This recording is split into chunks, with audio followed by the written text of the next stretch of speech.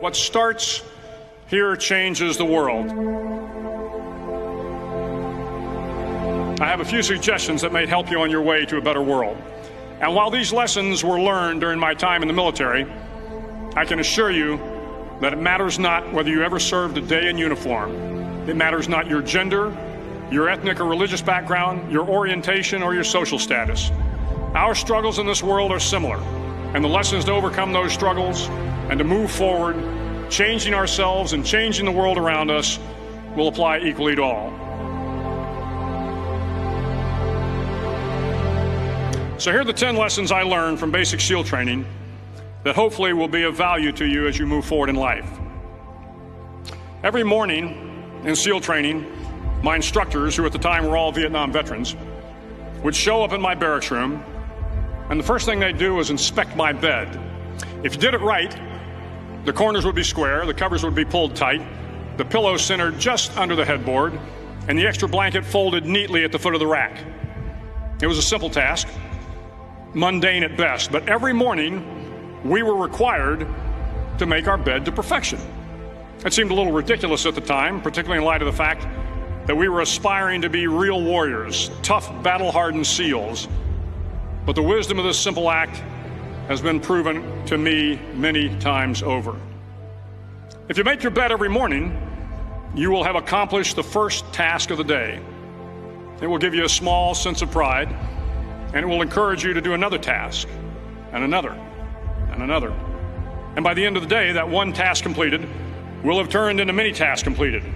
Making your bed will also reinforce the fact that the little things in life matter. If you can't do the little things right, you'll never be able to do the big things right. And if by chance you have a miserable day, you will come home to a bed that is made, that you made. And a made bed gives you encouragement that tomorrow will be better. So if you want to change the world, start off by making your bed.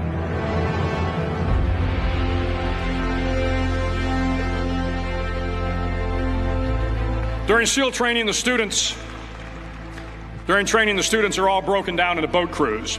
Each crew is 7 students, 3 on each side of a small rubber boat, and 1 coxswain to help guide the dinghy. Every day your boat crew forms up on the beach and is instructed to get through the surf zone and paddle several miles down the coast. In the winter, the surf off San Diego can get to be 8 to 10 feet high, and it is exceedingly difficult to paddle through the plunging surf unless everyone digs in. Every paddle must be synchronized to the stroke count of the coxswain. Everyone must exert equal effort, or the boat will turn against the wave and be unceremoniously dumped back on the beach. For the boat to make it to its destination, everyone must paddle. You can't change the world alone. You will need some help. And to truly get from your starting point to your destination takes friends, colleagues, the goodwill of strangers, and a strong coxswain to guide you. If you want to change the world, find someone to help you paddle.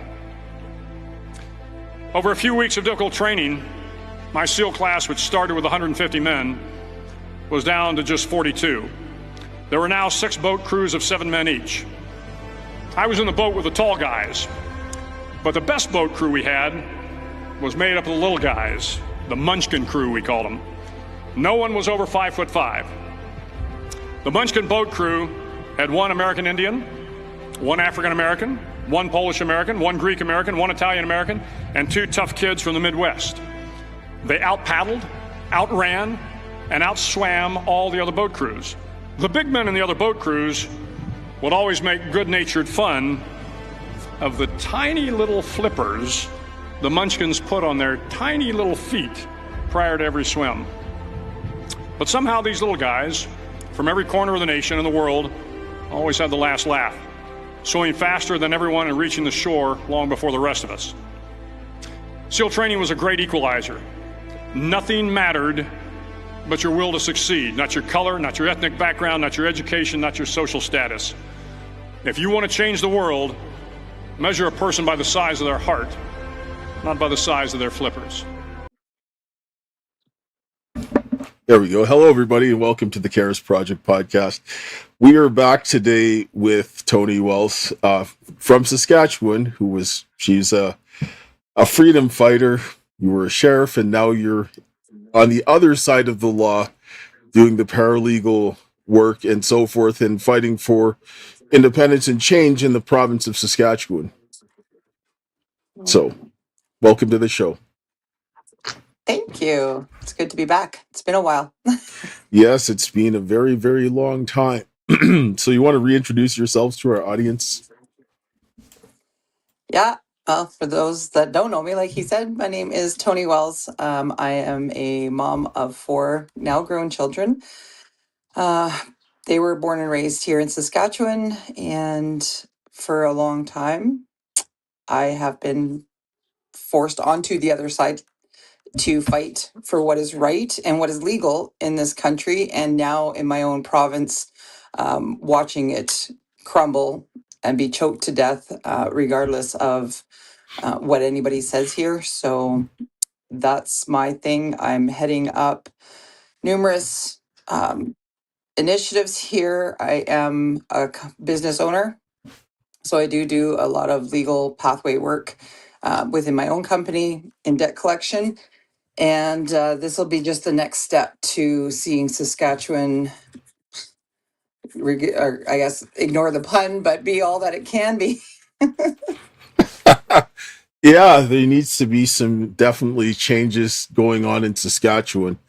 And I think one of the things is that a lot of people put too much faith and trust into the government, and they don't accurately assess them the way that they are, because Saskatchewan is one of the grimiest places in Canada with the amount of control. And this, like, I knew this from a kid, because you know who David Milgaard is, right? So when I was in Manitoba watching this, and I was like, okay, so they took a white kid from Winnipeg and threw him in jail for all of that kind of thing. I'm like, I never want to go into the justice system in Saskatchewan, because I was just like, it was very obvious what went wrong. But people oftentimes believe the governments and believe the courts more than they do the reality in front of their faces. And this is what we're seeing happening over and over again. Yeah, and we're conditioned that way, especially as Canadians.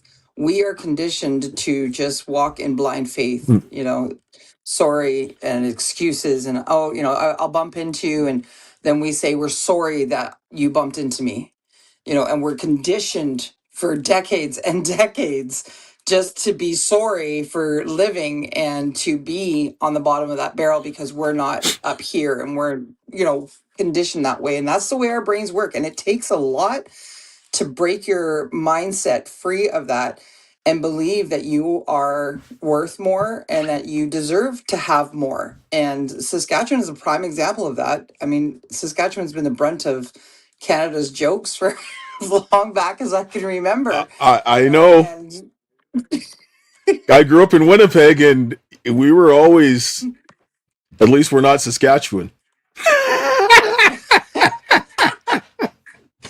yeah, well, at least we got the riders. At least we got the Grey Cup, right? But that's what we think. We're just the middle part that doesn't matter. And what people don't realize is Saskatchewan is the most resource rich province in Canada, surpassing our resources surpass Alberta. And that's not to say I love all you Albertans. But our resources, our natural resources and renewable resources surpass that. And so it's time to stand up and look at what Saskatchewan is and the amazing people that are here. Yes, and the problem with Saskatchewan is the current system of governance and the way that they assess things. Because I look at when politics follows too much on reputation as opposed to character. Because people can have an amazing character and terrible reputation, and this happens quite often, right? Like, it doesn't matter. And so we can't trust the government. We can't. You can only trust the government as far as their observable actions are, and outside of that, absolutely not. But we put too much faith in the government. And in Saskatchewan, of all places, they're very much drinking the government Kool-Aid. Oh, they are by the gallons full. I mean, it's funny that you say that, by reputation rather than character. I had a conversation with Clark Baso. Um, that was come winter, and it was regarding, because right now I do have the city of Regina in court. We are heading to trial over the smart water meters, and the issues that went with that, and the overreach that even just the city of Regina has done legally and politically. But we had talked about, he says, well, if you want change, get into politics. I said, great. Are you going to give me the money? He says, what do you mean? I said, do you know how expensive it is? Oh, never mind. Money has never been an issue for you, Mr. Baso. For a single mom trying to make it through and raise her children here in Saskatchewan, I don't have the money to come up with even just putting my name on a ballot. So you know right there that the people that are getting in, are on a level that is outside of the regular blue collar worker. I agree, because I ran for the Buffalo Party in North Battleford. Yeah. And there was a whole lot of problems, and a lot of people got very uncomfortable because they wanted to say this, that, and the other. But I said, well, I have the evidence that says that what they're doing is wrong, and nobody wanted to have any part of that, right? Because they even went to Saskatchewan, Election Saskatchewan, and Election Saskatchewan says that's his address because they committed fraud, and you can't put fraud to the government to sit down and switch anything. And so they didn't want that can of worms, and neither did the RCMP. So, yeah, no average person can get in there. And even as across the board, the Buffalo Party would have done a lot better if they didn't have interference.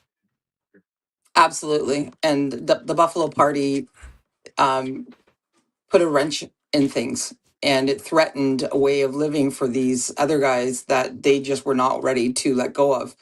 And then the fear mongering comes, and the lying comes, and the twisting things comes.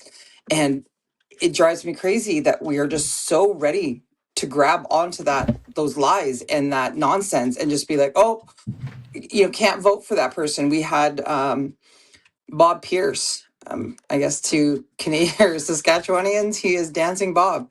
No longer Dancing Bob. He is just Bob Pierce, run for mayor, and I don't really care what you think about the man, but the democratic process would be to allow him into the debates and put him on the ballot. And he had, done all the things that he needed to do.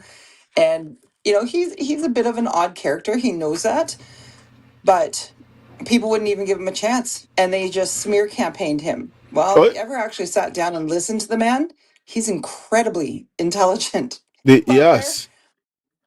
But he's incredibly intelligent, and regardless of whether he got in or not, that was not the point. The point was they blocked him from even attempting it.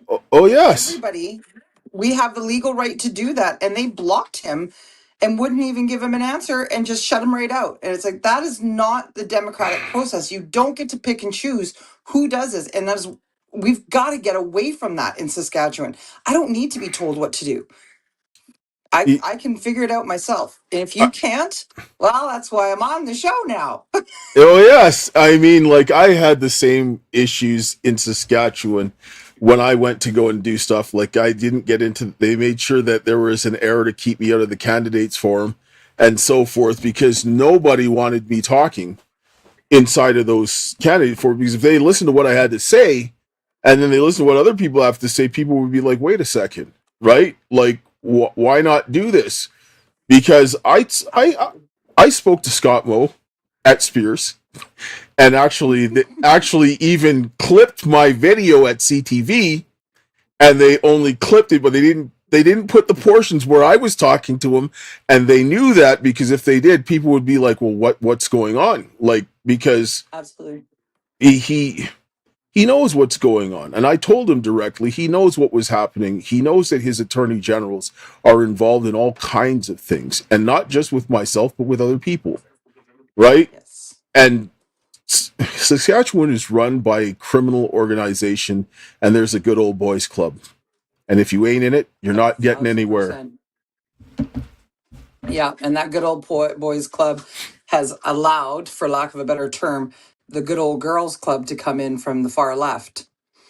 Yes. and is now shielding themselves from clarity by putting a group of women in front and in council and on boards and things like that that are left leaning and politically aligned with what they want.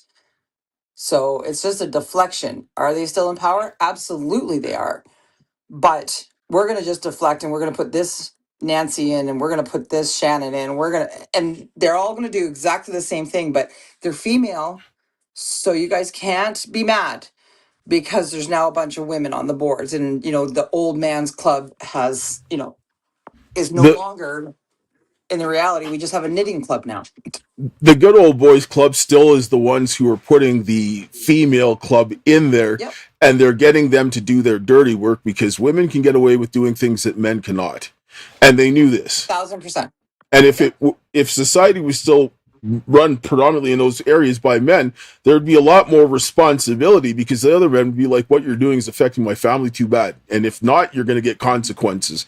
But then they put the women in there and they're like, oh, well, I'm a victim. It's like, what are you, Schrodinger's feminist? Like, are you both a victim and empowered at the same time? Pick a lane. Mm-hmm. Yeah. I mean, we're so bent on this not offending anybody. We have a NDP, what is he, an MLA? Yeah, an MLA here. Jared, oh, forgive me, I can't remember his name. Anyway, going up for election for him, he got back in, which was fascinating to me. This man has twins, and him and his wife changed their birth they changed their gender at birth. And far be it, 5 years, 6 years later, I can't remember how old his kids are, but last year there was an incident out in White City where, of course, boys were in the girls' change room. Parents got mad, yada, yada, yada, because they were trans and this is not a thing. But the media did not cover the fact that these kids were trans, did not cover the fact that they were this MLA's children and that their gender had been changed at birth. And it goes to show we're going to twist this narrative, and now you guys are going to become bigots because you're hating on this. Well, how about we talk about the confusion and the disgustingness of what he's done to these children all their lives, and how you guys just keep putting him in and reelecting him without actually knowing the whole story. When I talk to people that have voted for him, if you tell them that, they don't believe you. Don't believe you. No, they don't. And they don't want to believe even the worst stuff about him, which is like, Mhm. I know the man was concealing like the grossest criminal activity, right? Like I sit down and people say all kinds of things, but I know what they did to me. I could have been dead. That's right. Right? They could have killed me when they started pumping me with God knows what and then did all of this stuff and then stripped me of everything. Most men that go through situation like this and this happens to their children, they unalive themselves. But they, and then the whole issue what they had with like the Saskatchewan Resource Council and like the uranium and so forth. I'm like, how? And then you suppress this during an election cycle. And I'm like, what else did you suppress? Because I remember when I talked to the media when I was running, and I gave them everything on all the evidence and demonstrating the fraud, like, I mean, the lies that they used to strap me to a bed, which is not, you can't do this and all of these things. And what did they do? They covered it up. And they allowed that to happen so that they could keep things as a status quo, just like they said that they suppressed the stuff about the Saskatchewan Resource Council and the Research Council and the uranium.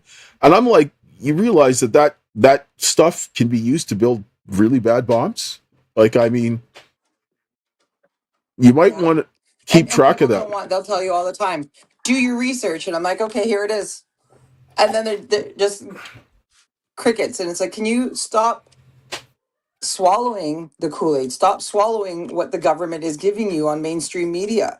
You keep telling me that I'm a conspiracy theorist and to do my research. I have done my research. And in fact, that's what led me to starting up with with the Living Skies United, because it's doing research and it's educating yourself. Stuff does happen, whether it's uncomfortable for you to accept or not not everything is roses. Not everything is just go to work, come home to your kids, and nothing else matters and no one else matters. And that's exactly what they did to you. They cover it up. Every time I Oh, talk to the yes. media, they ask me, oh, can we do a scrum? Absolutely we can. Except for I've got two of my guys sitting there with cameras and they will be recording the entire thing. So if you twist it, I will go after you for libel. And they very rarely ever put my stuff up. Well, like I sit down and say, I'm like, people are talking about, oh, I'm doing this and that. I'm like, okay, then sue me. Bring me to court. Go ahead. Right? Right? Or call the police and have me arrested. Go ahead. Because Lord knows they tried, because I got the ATIP requests and they couldn't do anything. And then what did the police have to do? They had to act like I was crazy and that everything I was saying was German.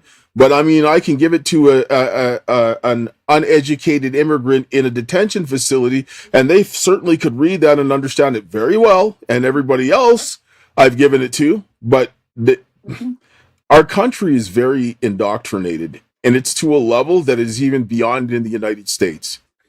I deal with Americans most of the time, and they're not this deluded, not like Canadians.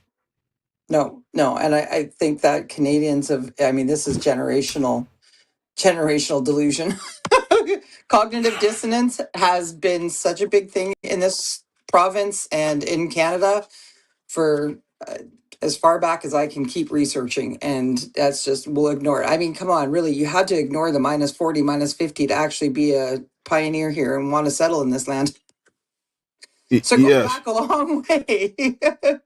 I actually I sent a petition for redress of grievances to the Canadian government, the federal government. And in that, it contains some issues, like speaking about the whole issue and talking about how the native land deals are going and so forth.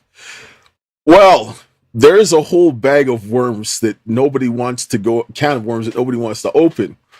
And the reason is that the federal government does not have the authority under the Constitution to take away lands that are assigned to the provinces. They don't. And if they want to give land, they have to include the provinces, and the courts don't have any business in being in there because the courts are doing something that happened before Canada was a country. And if the crown was wrong in transferring the land over, then Canada no longer exists and your jurisdiction that you have ceases to exist. So you actually can't actually do anything. And then the next thing is the Manitoba Act, which nobody wants to talk about.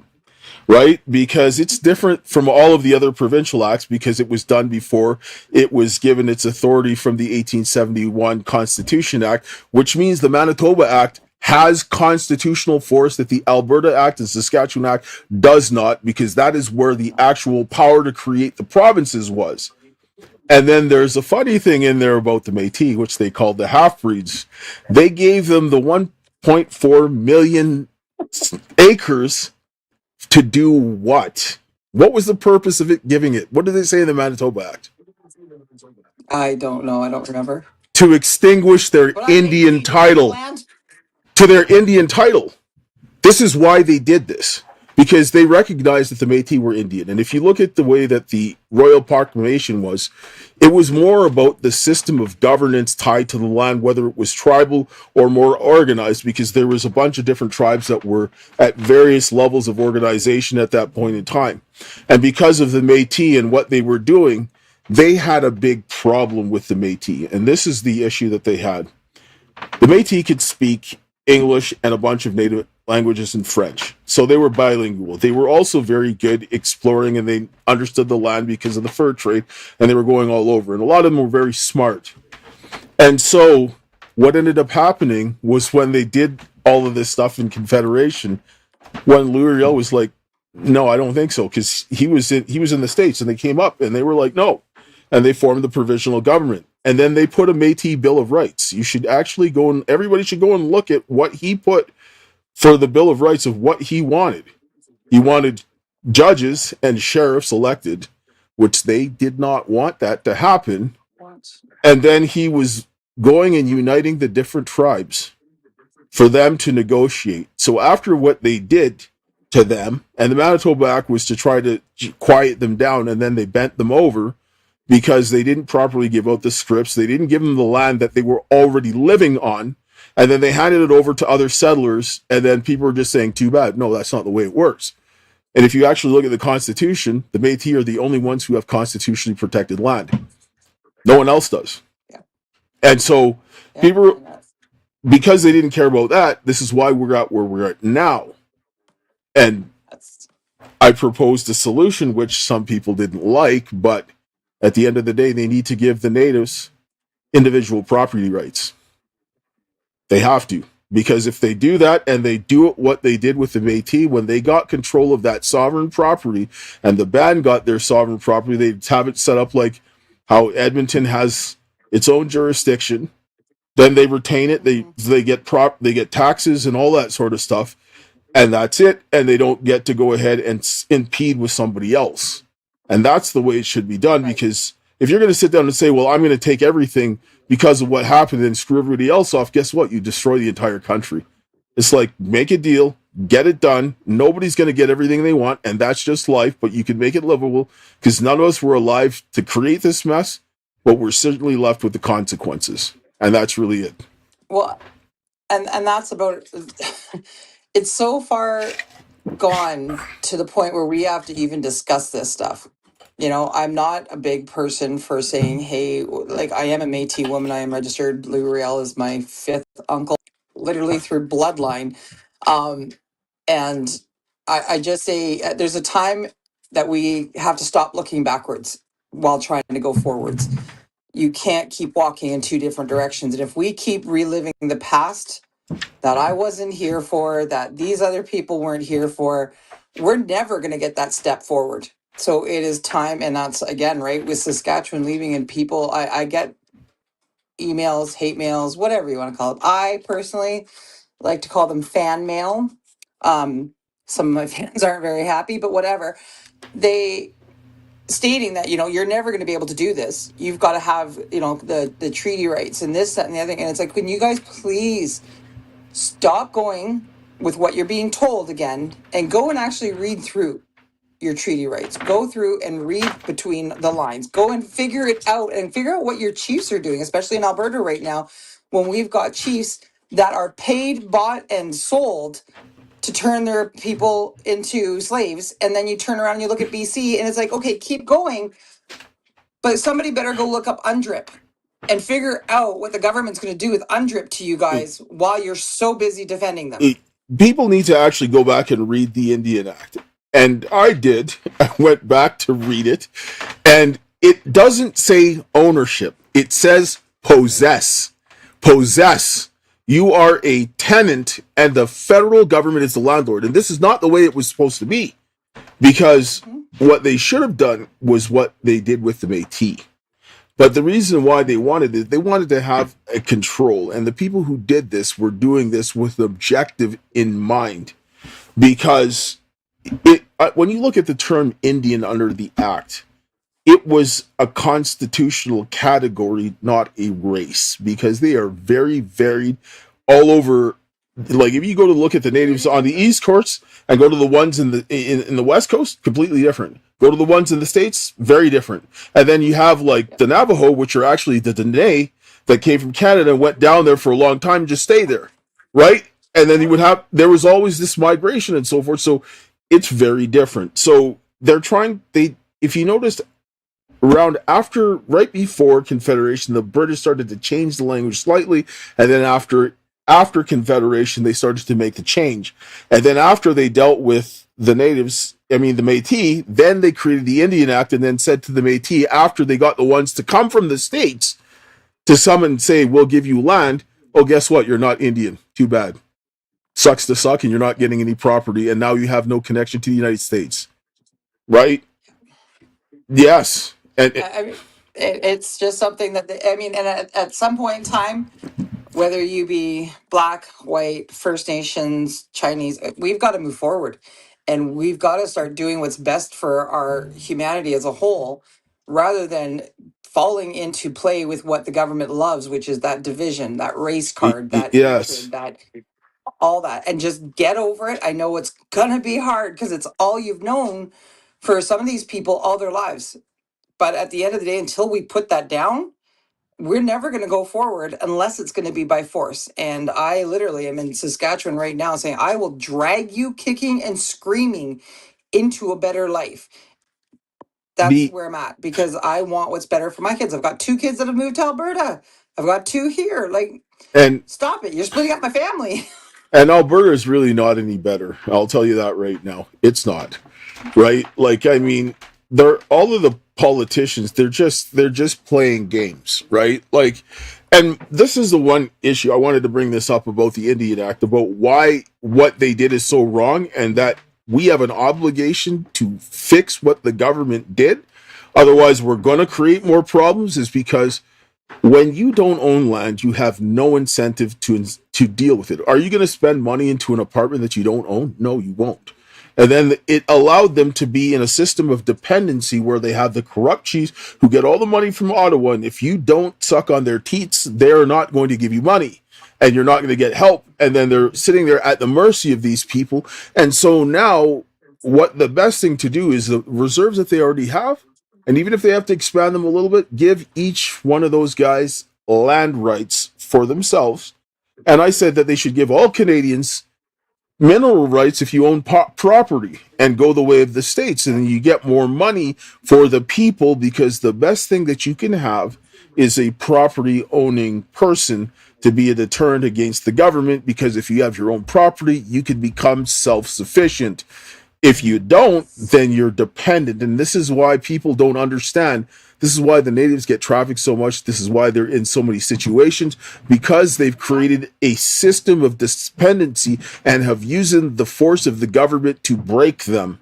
Not sitting down and saying, is it right that they're committing crime? No, nobody should commit crimes. That needs to be dealt with. But to move them away from this, you have to give them the ability to self-sustain. And if they got individual property rights instead of the government controlling their land and then stealing all of ours, it makes more sense, because they're like, oh, we don't want to give the natives any more land. Well, no natives actually have any land. It's the government. And they're just the landlord. But then So you have the natives that argue that fact and say it's our land and it was stolen, and it's just it's the discombobulation between the two and what's actually true, and that you don't have any land. You're not a landowner. You're a leasee, and trying to get them to understand that because of the wording. And if you look at, I'm still very much I think the Indian Act should be abolished, but that's just me. yes, it should. It's not constitutional. It's not. No, it's not. And I just think that we, to go forward, we all have to be able to sit at the same table and have these hard conversations and hear each other and say, look, we're going forward. Here's, what's going to be better, but it's better if we all come together and try and get everybody's viewpoint. I mean, not even God can please everyone, but aren't we better off to sit down and stop fighting and stop believing the condescension that's happening right now? People tell me all the time, well, Tony, you can't leave the First Nations behind. Never said I was going to leave the First Nations behind. Where am I going to get my CPP? You can collect CPP from Canada anywhere in the world. You don't have to live here to collect your CPP. And the disinformation that's coming out there is just mind numbing. I'm going to tell people right now, if you think the way this economy is going that there's going to be CPP left, you are insane. You are delusional. We are right now about to have the worst collapse in over 150 years, worse than the Depression. And people are just sitting, all by design. yes, and they're sleepwalking into it. And they're thinking that the government is their savior. It's not. It is not. Yeah. Right? And at the end of the day, people have to understand that the government is nobody's friend.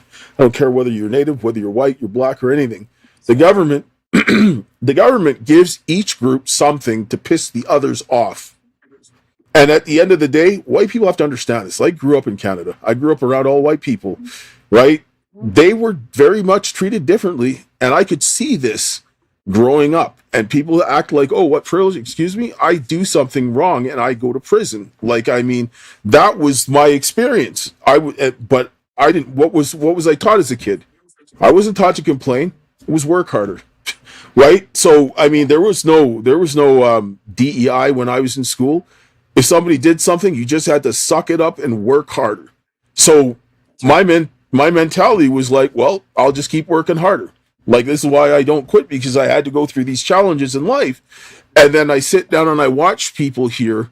They're literally crying about stuff and they're not doing anything. Especially when I see men, I'm like, men and women are different. And when men have a problem, their mentality is go and fix it, not whine. And when I see men whining, I'm like, I'm sorry. You need to go and check your testicles because you lost them somewhere. Don't challenge them, because then all of a sudden it'll be, they're gone. You took them. Right? It was a medical intervention. I don't have. Yeah, the feminine man is not my. I will stand by that, and I stand by that every time.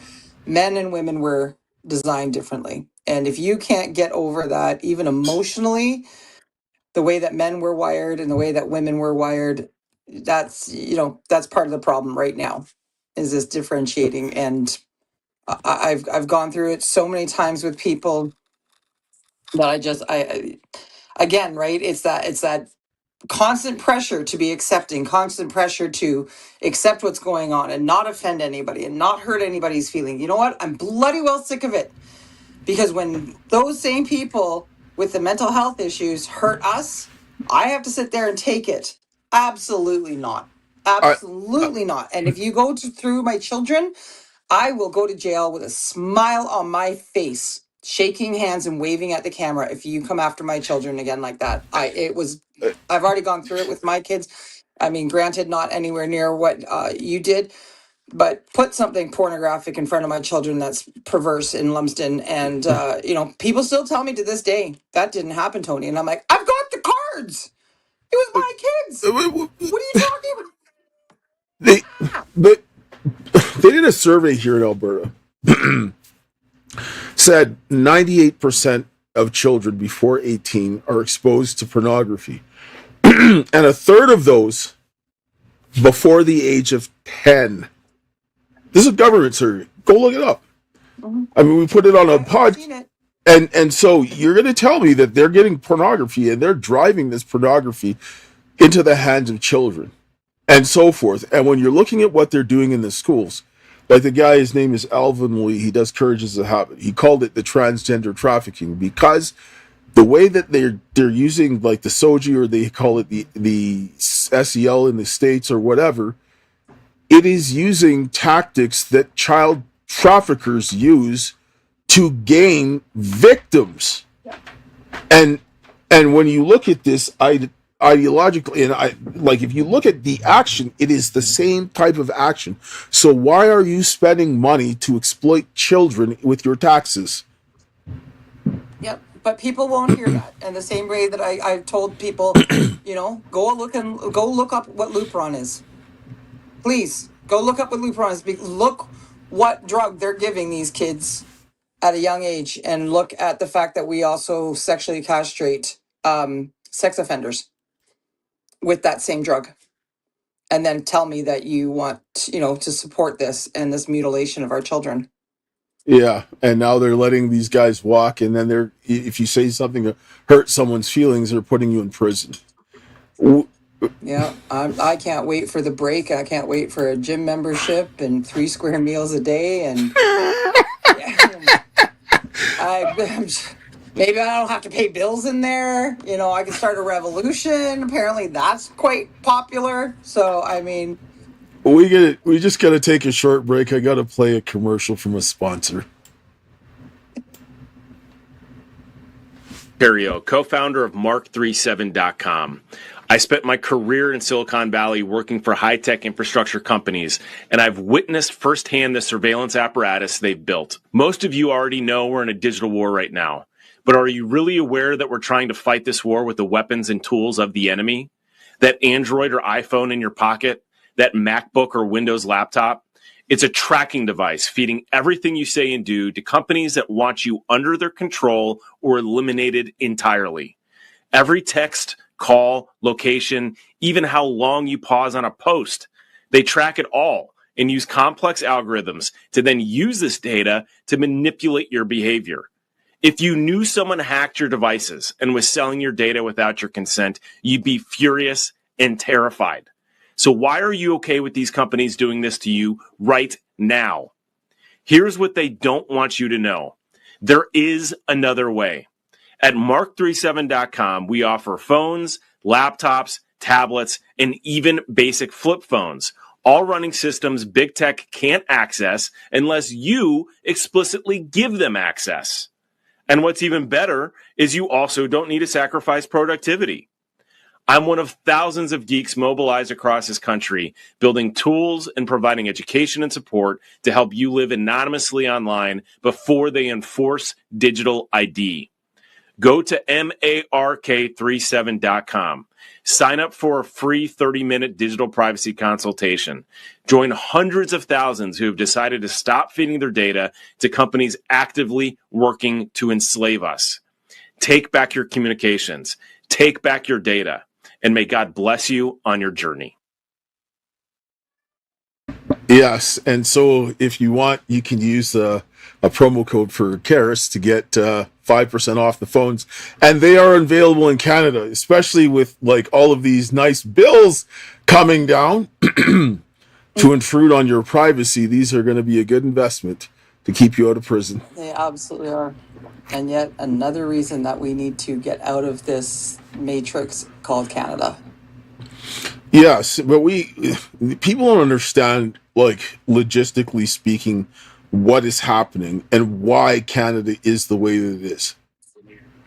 Because if you're looking at the globalist agenda, which even a lot of people in the freedom movement say they understand, but they really don't, they globalist agenda, the objective was to eradicate the Constitution of the United States, because the Constitution is looked at as the benchmark for liberty in the world.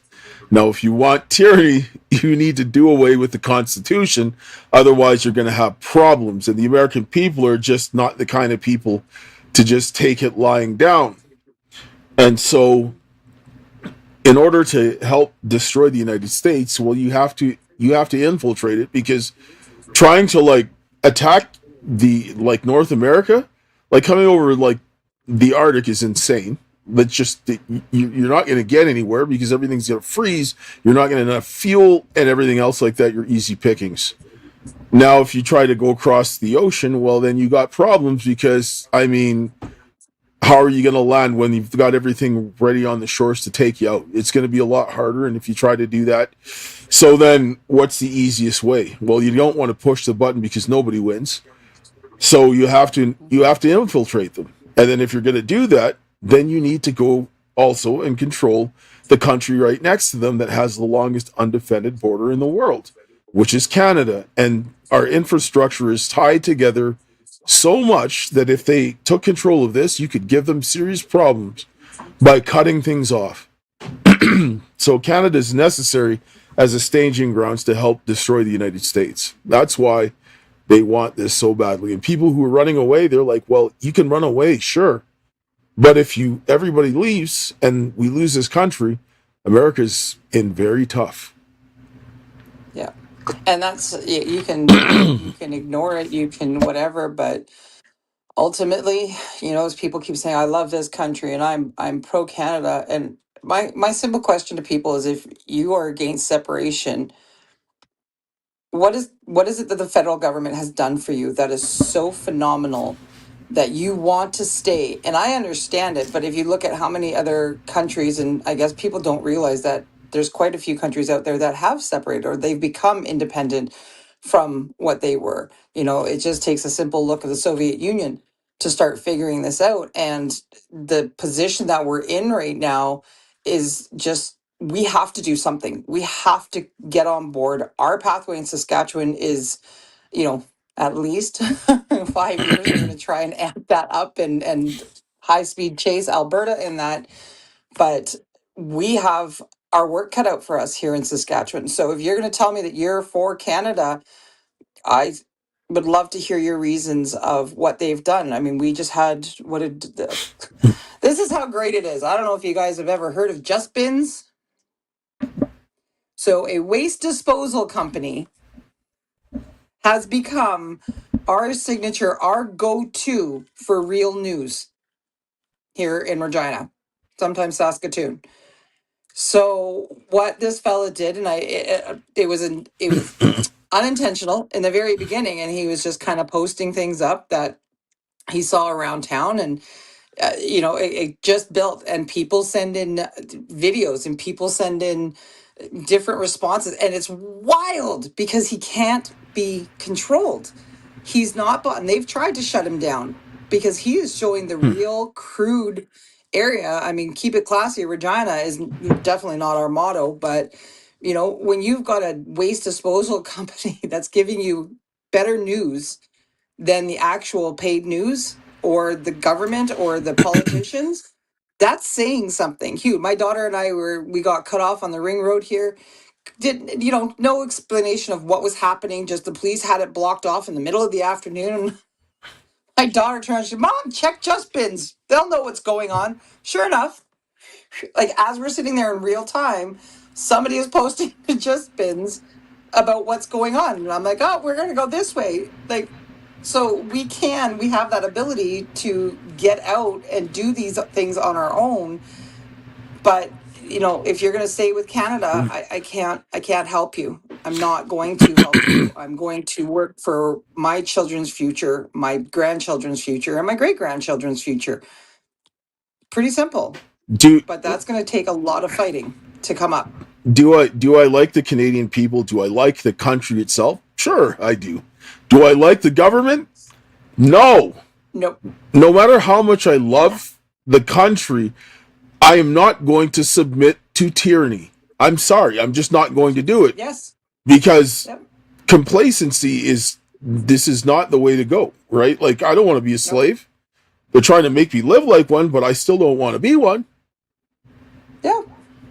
And that's the thing. Like, I can love the people here, but this is why we're fighting. This is why we are trying to get momentum to move, to do something better. When you look at paying 56% of your bloody wages to taxes to the federal government, and then you're taxed again for groceries, taxed again for gas, taxed again for insurance, taxed again on your property taxes. It doesn't make any sense for us to sit here and say, gee, this is a really good system.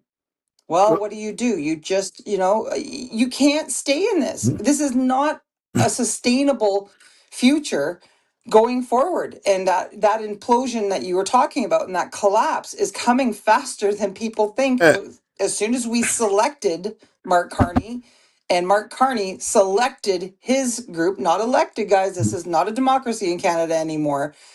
We knew, and now we have an illegal majority government. We've got to move, and we've got to, whether you're in Saskatchewan, whether you're in Alberta, whatever your choice is, we've got to move, and we've got to put our personal beliefs behind us, and we've got to step up to the plate and say, this is it. We are done. Yes. And that's where I come in.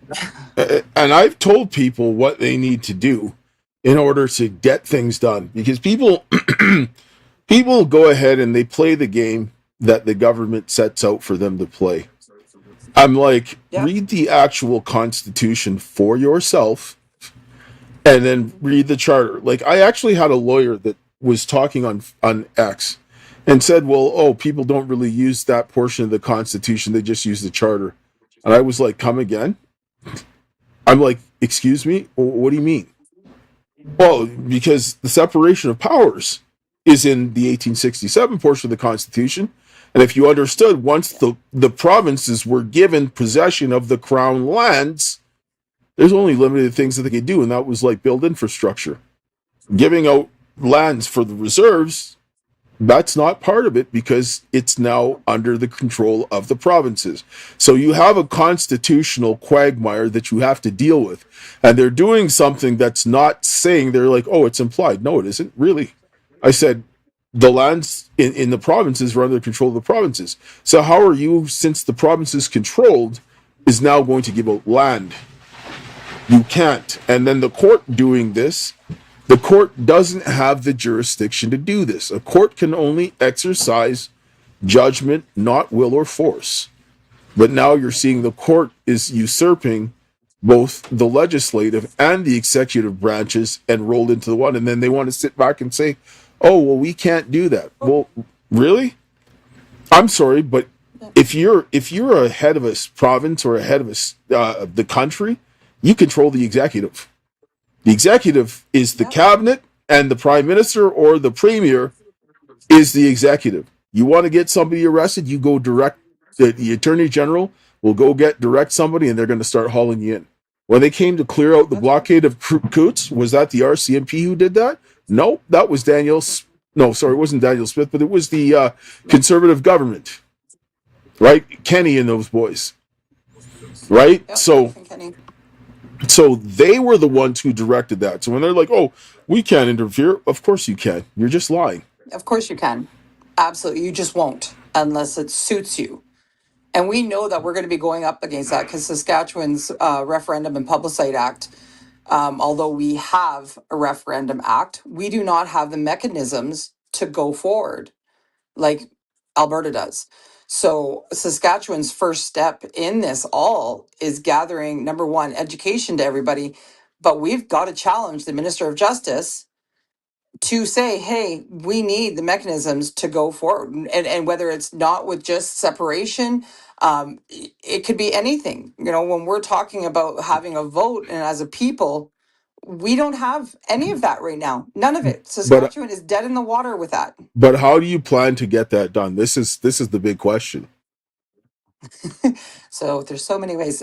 First off, first things first in Saskatchewan, because we are behind the 8 ball as per normal from Saskatchewan, we have to do a constitutional challenge, which means that we have to come up with the numbers of people to swear an affidavit to say, hey, I am questioning this. This is we come up with our exact question. So if you've done the Clarity Act, this is not just solely going to be about should Saskatchewan separate and be its own independent nation, right? We aren't at that point yet.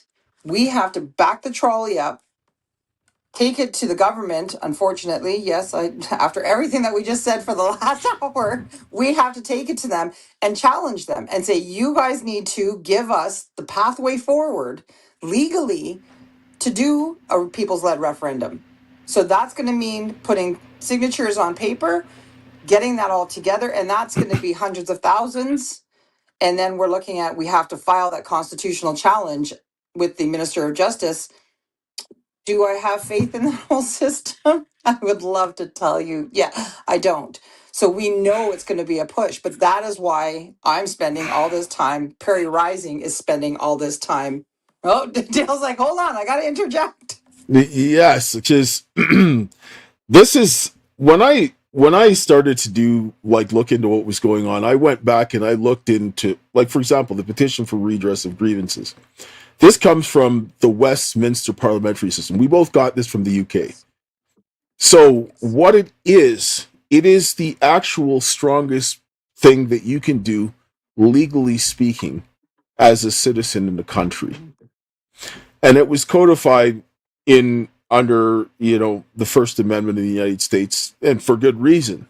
The reason why, and they tell you this, our humble petitions were met with repeated injury, and then they penned the Declaration of Independence, and 1776 happened because that was the final straw, because they went through the courts and everything else like that. So they petitioned for redress of grievances, and it was designed for things like these things and so forth. And they quietly don't talk about it as much in Canada, and they don't actually publicize it in Ottawa. But anything that's part of the Westminster system is fair game, and we have it protected under Section 2, right? Because it is freedom of expression. What it does is gives you a legal pathway, and I'm saying take the constitutional challenge, but then go ahead and pressure the hell out of the government with that petition to make them do things, and then follow up with them and make their lives hell. Oh yeah,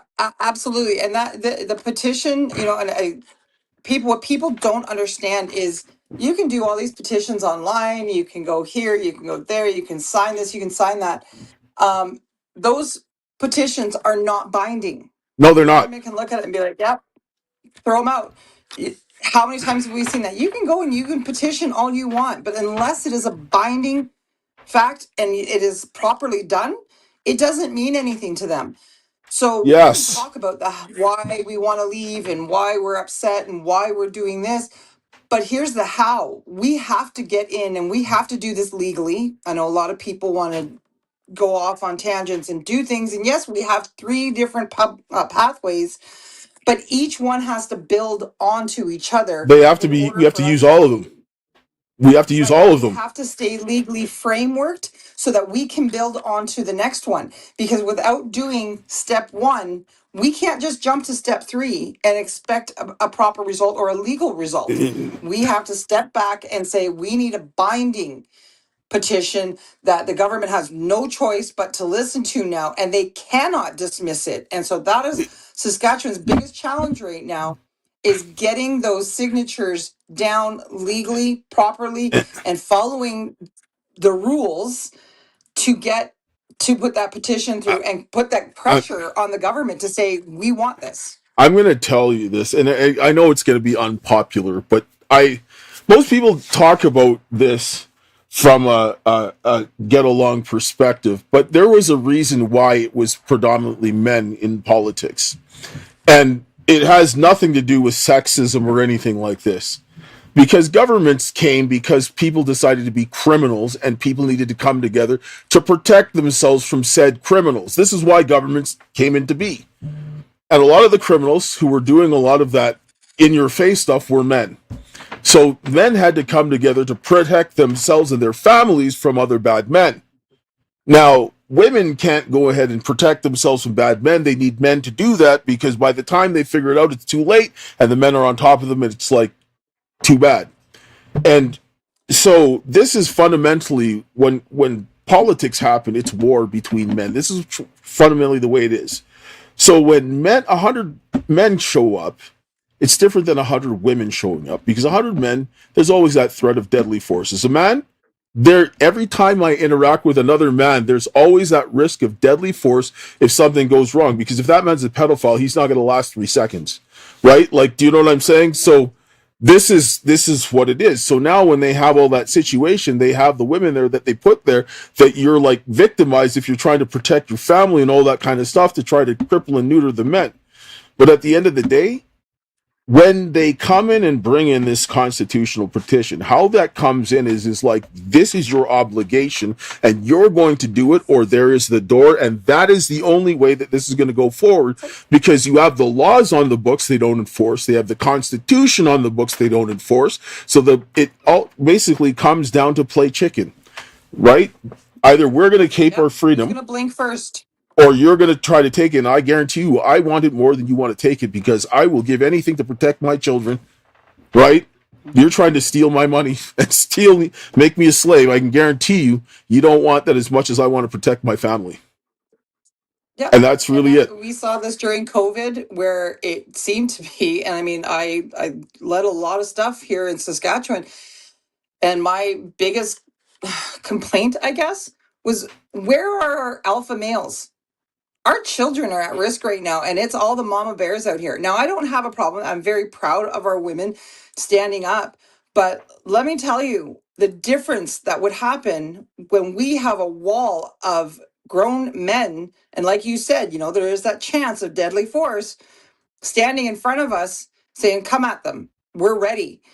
That makes a whole difference, not only just visually, but the whole, like you said, who's going to blink first, right? But where are these men? Your children are at risk. Your jobs are at risk. You're working night and day, just to make ends meet. Your wife is working night and day. Now you've got no choice to put your children into daycares that are going to groom them into something that they shouldn't be. And again, all by design, right? The same reason we look back at, why did the government take out the black man from the family unit, right? Well, now you've got moms that are very nurturing and very strict and running the family, and dad's out there feeling like, well, I can't go to work, I can't find a job, I can't provide for my family, which is an innate feeling in men to be the providers, you take that away from them, we spiral into addictions, we spiral into bad behavior, and that's by design, right? Now, where are the men? And we're slowly getting there, but I find that the differences between the cities and our rural, we've got our rural men literally now just coming out of the woodwork and saying, okay, enough is enough. Let's go. So I encourage the men to sit in on these meetings, get to know somebody, get into a chapter, figure things out, because we need you. We can't, as women, can't just keep doing this. And we can't have these bloody, I'm not even going to be politically correct. Go ahead. Go ahead. I don't care. Don't bloody come at me as a feminine man and just be like, well, this is what I do and this is what I don't give a shit. Excuse my French. I want the active male that work hard, that care about their family, that want to see this place succeed. And I want to see these men that want what's best for their children and that generation. I talk to farmers now on a regular basis again, doing these town halls. And I had one farmer, he's like, I don't even want to leave my farm to my son. He doesn't want it. How? And that broke my heart. That shattered my heart being a farm girl. To say we're in a position where our farmers, our industry, our legacies, our kids don't want our legacies. Our kids, we don't even want to give them our legacies because they're so entrenched in debt and financial corruption. And, like you're going to die on that hill, except for that hill is now inside out. Like it's horrible. Like we're talking about this, and this is also, there's a number of like we were talking beforehand. The people that have the ability to help lead the men to fix this, they're all being destroyed. Every man that I know that will go down fighting, they're living in their car, they're lost everything, and they're destroying them and they're isolating them, like without question. If it wasn't for my family, I'd be on the street. Like, I lost everything right away because, our school system, and this is one of the worst things about the public school system. Look up a man named Kazimierz Dabrowski. He is the most influential psychiatrist you've never heard of. He influenced Maslow and so forth. They use his metrics to demonstrate where you are, and they rank you from 1 to 5, a level 1 to level 5. And once you get 3, you're like Neo with the Matrix. And 4, you're just going to not go back right into that other thing. And then the 2s and 1s are always pulling people back because they're just in the group thing. And then when you're at level 5, you're just like, there's no turning back, right? You're unstoppable. You just go, and do what's right and don't care what the government says. Well, they track people like this in school. And when they do all this testing, they know which ones are going to be more likely to resist, and that's why they start suppressing you, right? And some people who have felt that they've had bad stuff all their life, this wasn't luck, it was design. Because when you're trying to destroy people, you need to take away the strongest men that are going to have the character to continue to go forward, right? Because they don't want this to happen. Because yes, that's great if all these other men that wake up but they don't know what to do, they're going to end up going down the wrong path because they don't have the people with the experience. And it's like with Russia, nobody wants to fight the Russians right now because they're the most battle-tested military on the planet. They've been fighting for a long time. You don't want to go up against the people that are behind this are extremely intelligent, this design. Like the guys that you see that they're useful idiots that are occupying spaces, they're not the smartest guys. And they're not as dumb as you think. But there's a lot of guys a hell of a lot smarter than those guys that know exactly what's going on. And they're playing us by using our natural weaknesses. And I watch this happening over and over and over again. We need to rethink what we're doing. Really? Well, and that's we have to do better, right? We have to do better. We can push this through the government. We can, force them to look at this and say, you have an obligation to meet these criterias and to give us the mechanisms we need, or we keep pushing and we just say, well, here's our unilateral declaration. We're declaring ourselves independent, right? And people don't get this. Come on, Canada. This is, we don't have the right to bear arms. I get that. That doesn't mean you have to be a bunch of pussies. Oh, yes. We still demand. We still move forward and say, if you're not going to listen to us, you know, get on the board and say, we're done. We're done. We're not going to sit here, and I'm not going to, hash this out about what's good and what's bad and what we legally can do and what we legally can't do. And you're making up the rules as you go along. If Saskatchewanians follow the legislative, follow the Constitution, and follow the actual law, yes, we have every right to do what we're doing going forward. And we will push it until we get a result. There's no ifs, ands, buts, or maybes. And, the more people that we get up, standing up and waking up, that haven't come down with the new nonsense of the hantavirus, and slapping face diapers on again. We're not going to go down that path. Let's get out of it. People need to know what's going on, and they need to see what's going on, because people have to be willing. They have to be willing to hear a little bit. It's not even just telling them. You see, most people are so deluded that when you tell them, it's just going to bounce off. Like, oh, we've got to do this and educate. And I mean, yes, education is important, but at a certain point in time, we are out of time to wait for people to be educated to the point that they need to do things. So what do we have to do? We need to be strategic in what we do in order to create a reaction that we want, that people will see, and it will start triggering their brains, because you're not going to accomplish so much with words, because it's like talking to a brick wall at this point. There's so much delusion and right, their brain is not going to be able to handle the cognitive dissonance. It's not. The only chance that you're going to have is to create a circumstance where people are going to start seeing things. And this is why the people that are awake, I don't care what they say, they need to go ahead and they need to put pressure on the government.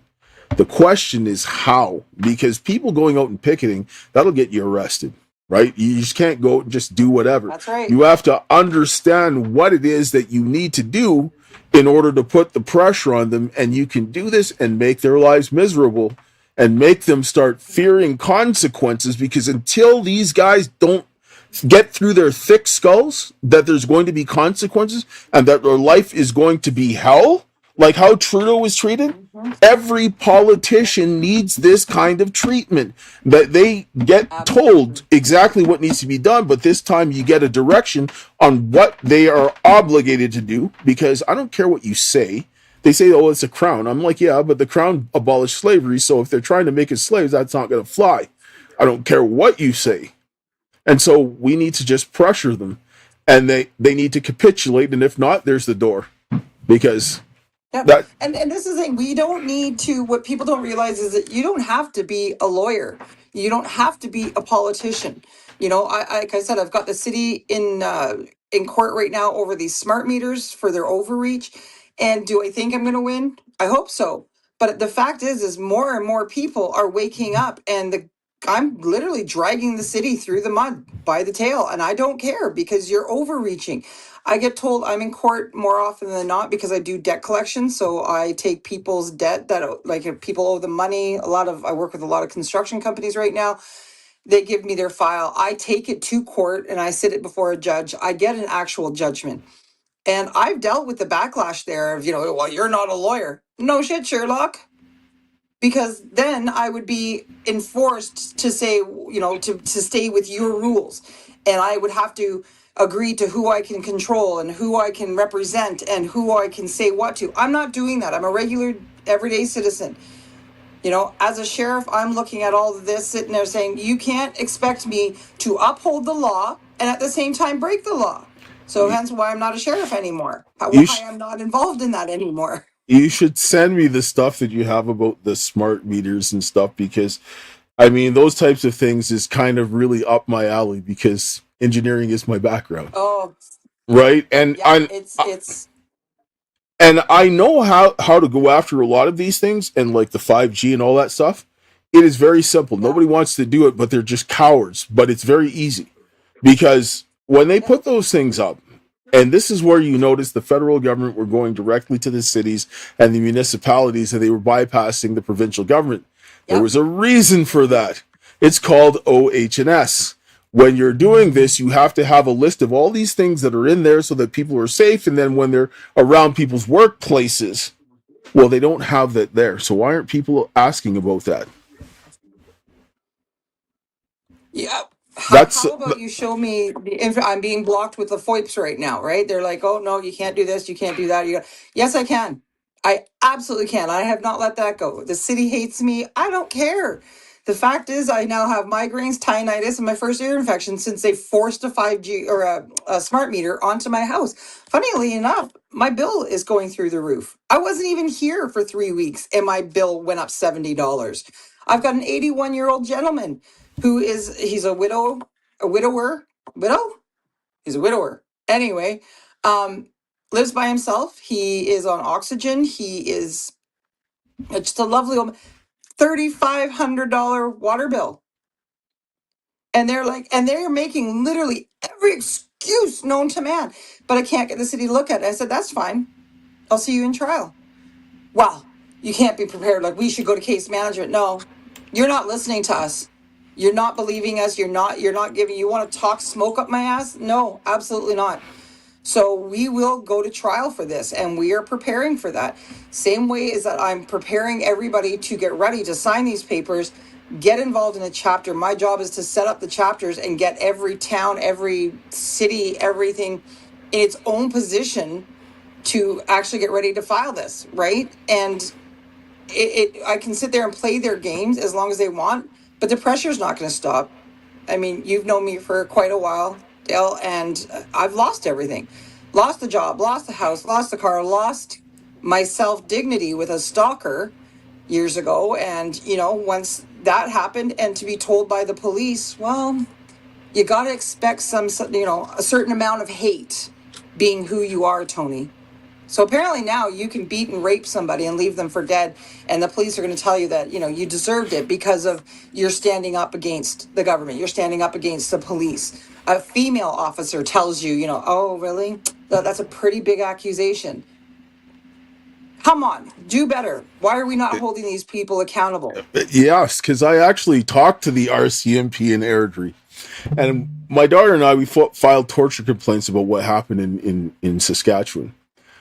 The guys, we had a long conversation, and they have their body cams on, and they know that somebody's going to ask them for an ATIP request at some point, because they said we would love to do this, but it's political, and basically they're getting pressure from the top down not to do it, right? And so they're like, we're tired of arresting people only to have them walk away because the judge lets them walk.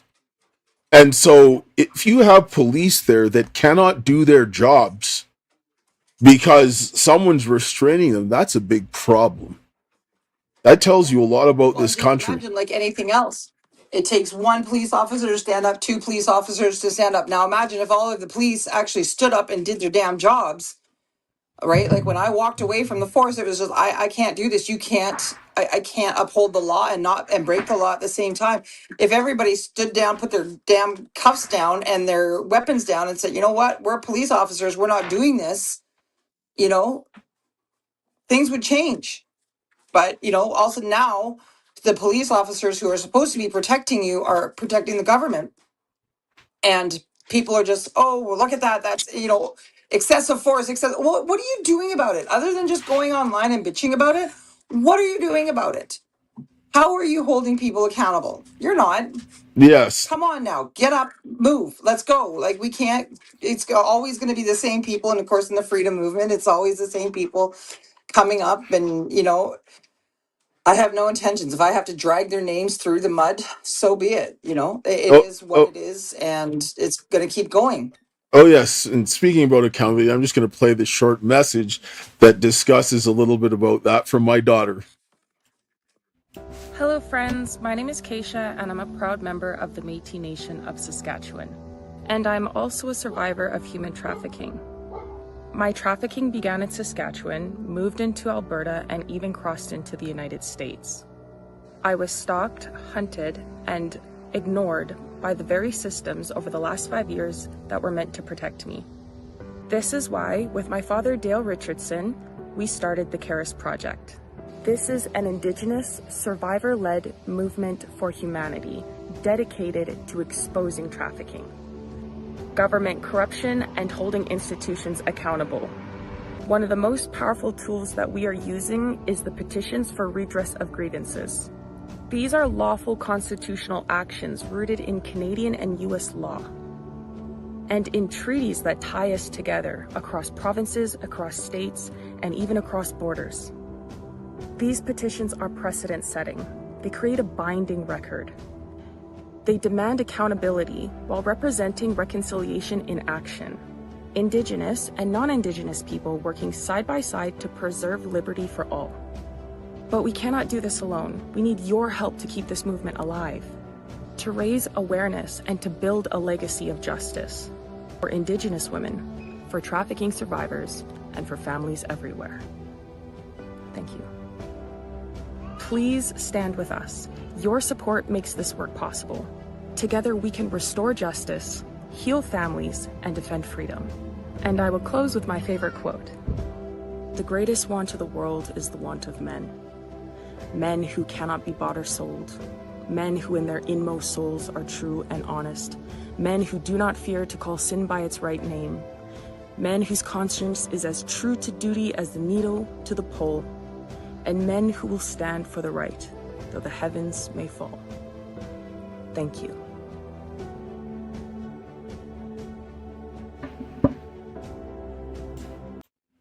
So yes, if anybody wants to support the fight against human trafficking and the petitions that we're doing, which are also now in the United States, because we started to serve them on the congressional offices, and we'll be keep going until they go to DC, until every one is served, because to hell with them, right? You can go to the donor box or the Give Send Go, or you can, support at, they have,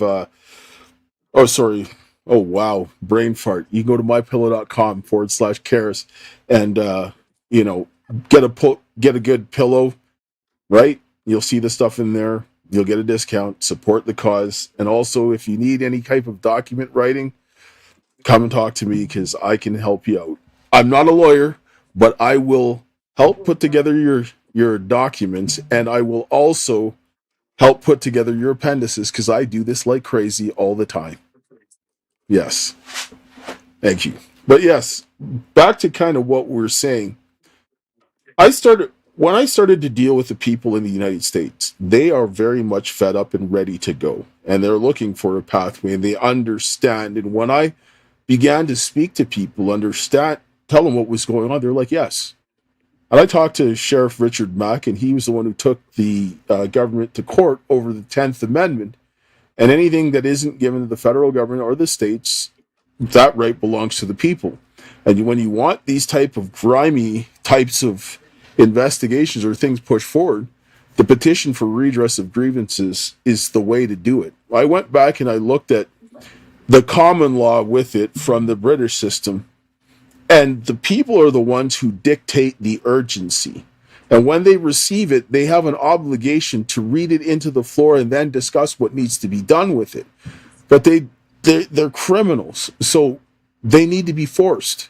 They need to be pressured, because these guys, they're pressuring us to take away what we got. But people want to sit down and duck around. And like what my daughter said about the want of men, this is the reason why we're in this situation, because there's not enough men that are going to stand up.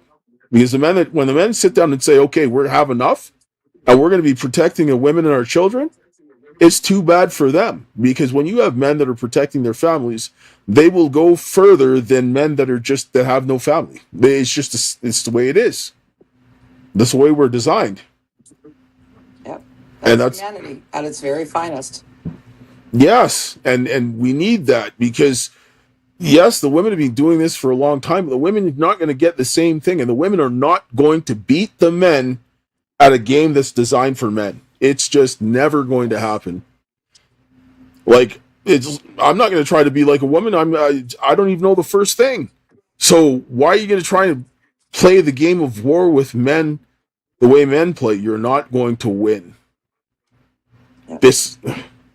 We need to rethink this, because men and women need to work together, not fight each other. What is that tagline?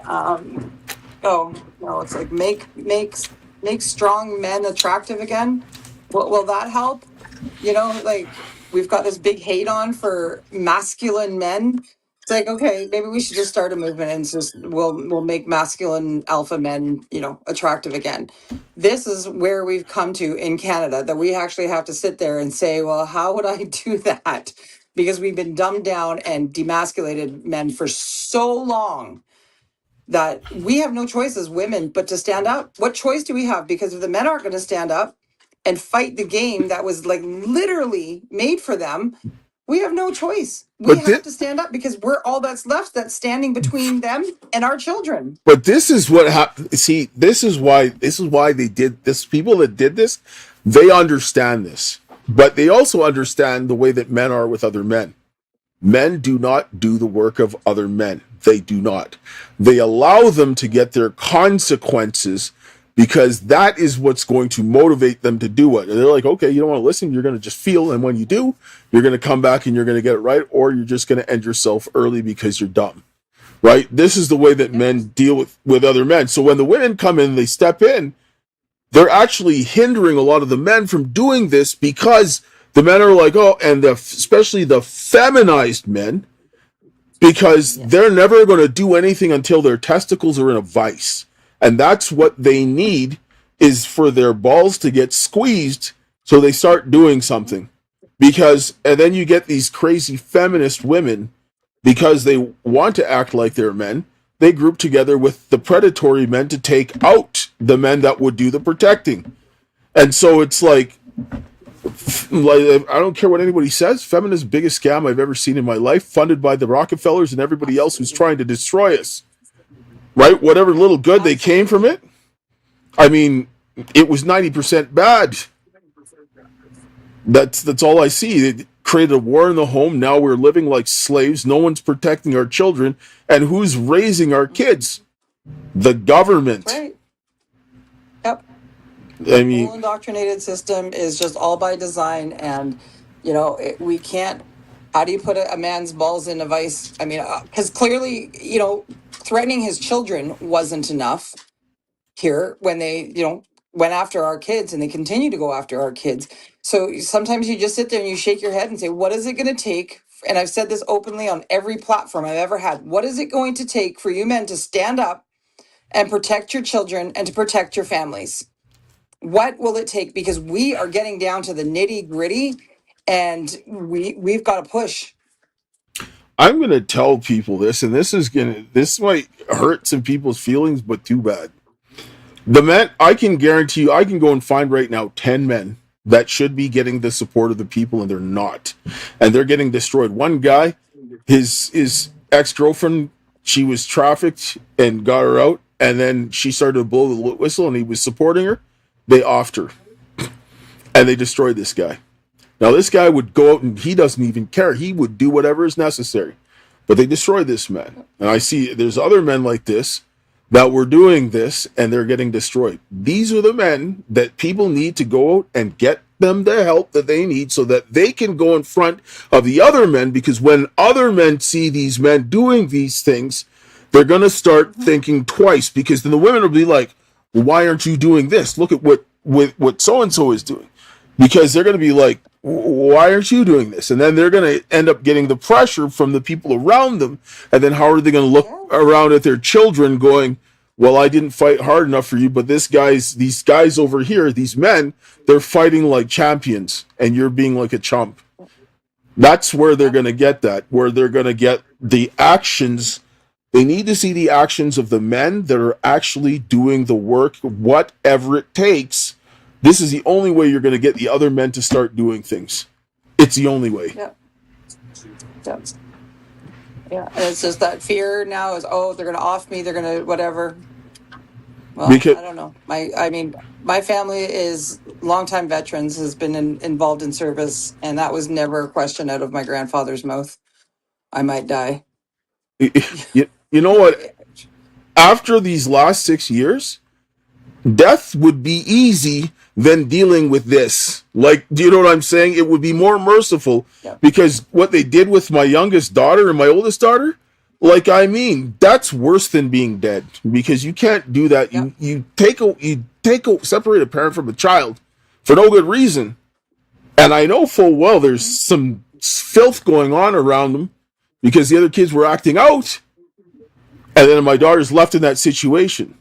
And you're going to sit down and say that is like, there's not a moment of every day that's not in my mind. And this is unconscionable. And the people who did this, they need the harshest penalties. You see, in order to have consequences, those judges that are on the bench, they need to be arrested. The politicians, 1,000%. they need to be arrested. Those other people, they need to be arrested. And it's only going to start by putting pressure on the elected officials because they're protecting the judges and they're protecting all of that. And they're the weakest link and they're the ones that we have the most access to. They need to be dealt with. And the worst part they do not want to be exposed for their corruption. Yes. Because then you're threatening their way of life. You're threatening their elitism. You're threatening their big house and their boat and their reputation. And that is a sign of a weak man when you come up and you don't want to be exposed. If you have nothing to hide, you shouldn't be worried. Let's look at this. We were talking about this, although I want to bring this up about the freedom movement and the people that are in there. And I don't care what people have to say because most people, they don't like me because I'm straight to the point. And if I have something to say to you, I will come to your face and I will say it to you. I am not beating behind the bush. I don't talk behind people's backs. I will tell you to your face. If I don't like you, you're going to know it, right? And if you don't know it right away, you will know it as soon as I see you because I will let you know. I don't do this kind of nonsense. We have a lot of chaos actors inside of this freedom movement. And the independent media, most of it is compromised. Most of it. Mm-hmm. And when you look on, a lot of these guys are agents of the CCP or whoever, whether it be directly or indirectly, it doesn't matter because the effect of what they're doing is the same. And when you're looking at that, that needs to change. Because I sit down and I talk to a lot of these guys and a lot of these people that people see. I've met a lot of these guys and a lot of them are clowns. A lot of them are clowns. A lot of them are cowards and a lot of them will not tell the truth. They act like they do, but they don't want to take any of the risks of the things that really matter. And at the end of the day, our country is suffering and those people need to be bypassed. 100%. And this is what I've said. If you're not going to do it, I mean, like, I know that people are going to be wondering because when you talk about division and the infighting within the group, and I get it. I've been part of the freedom movement for as long as I can remember, not just the last 5 years or not just since COVID, but at the end of the day, as crass as it is, it's fuck, fight, or hold the light. Because if you're not going to get done what needs to get done, I will bypass you. It doesn't mean that I don't like you. It doesn't mean that I'm disrespecting you. But I'm going to move on and I'm going to do what needs to get done because you're stalling or you're a shill or you're just showing something here that's not right, that's not sitting right with me. I'm much like you, Dale. I will tell you where you never have to guess where you sit with me. You don't like that about me? I didn't ask you to stay. Yes.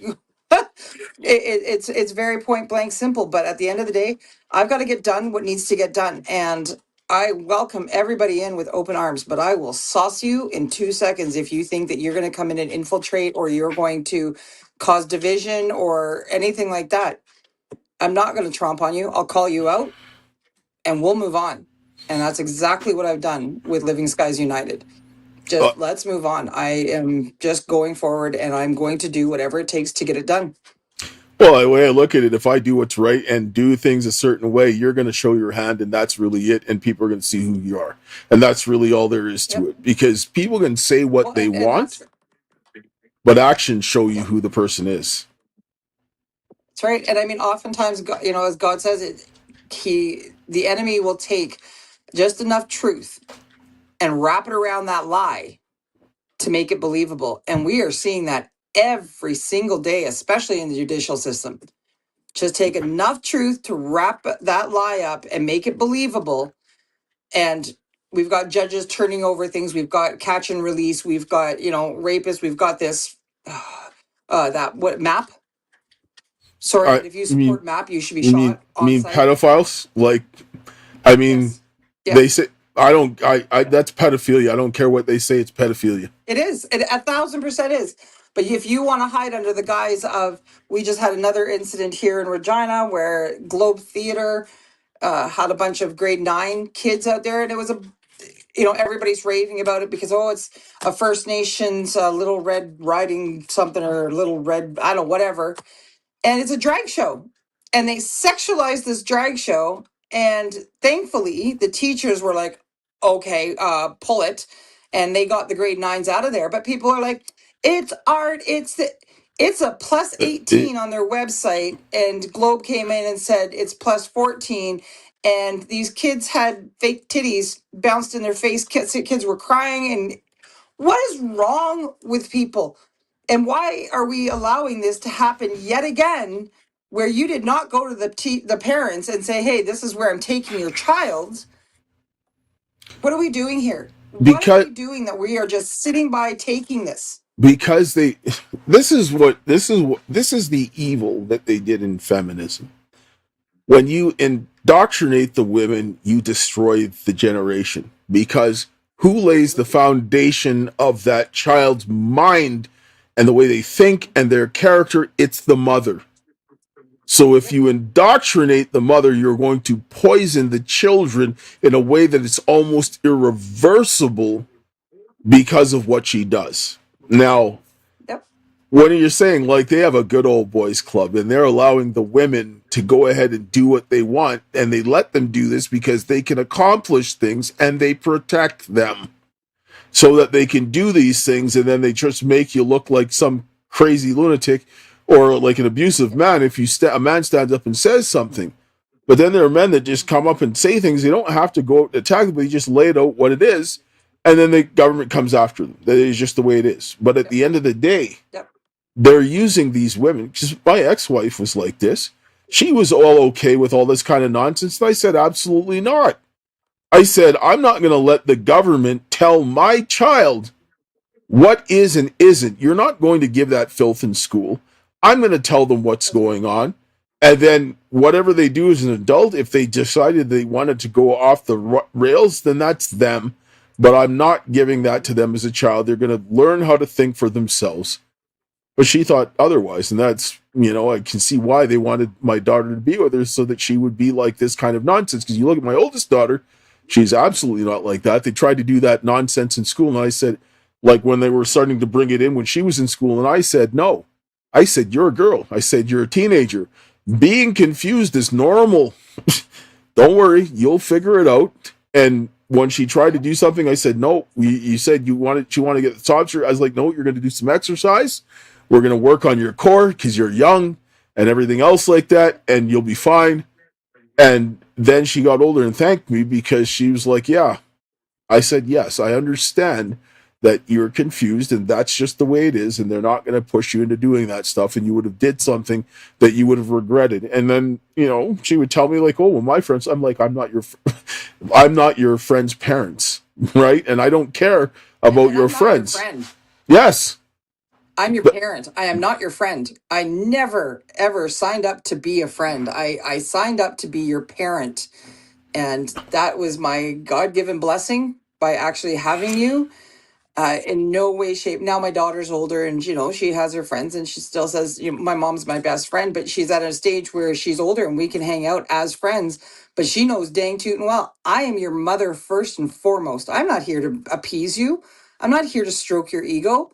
I'm here to tell you what you're going to have to do to get through in this crazy world that we're living in. For my kids, God was first and foremost. And that is the way it's been. But every time you turn around, these children's brains are developing. And like you said, it's the mother that has the primary influence on that.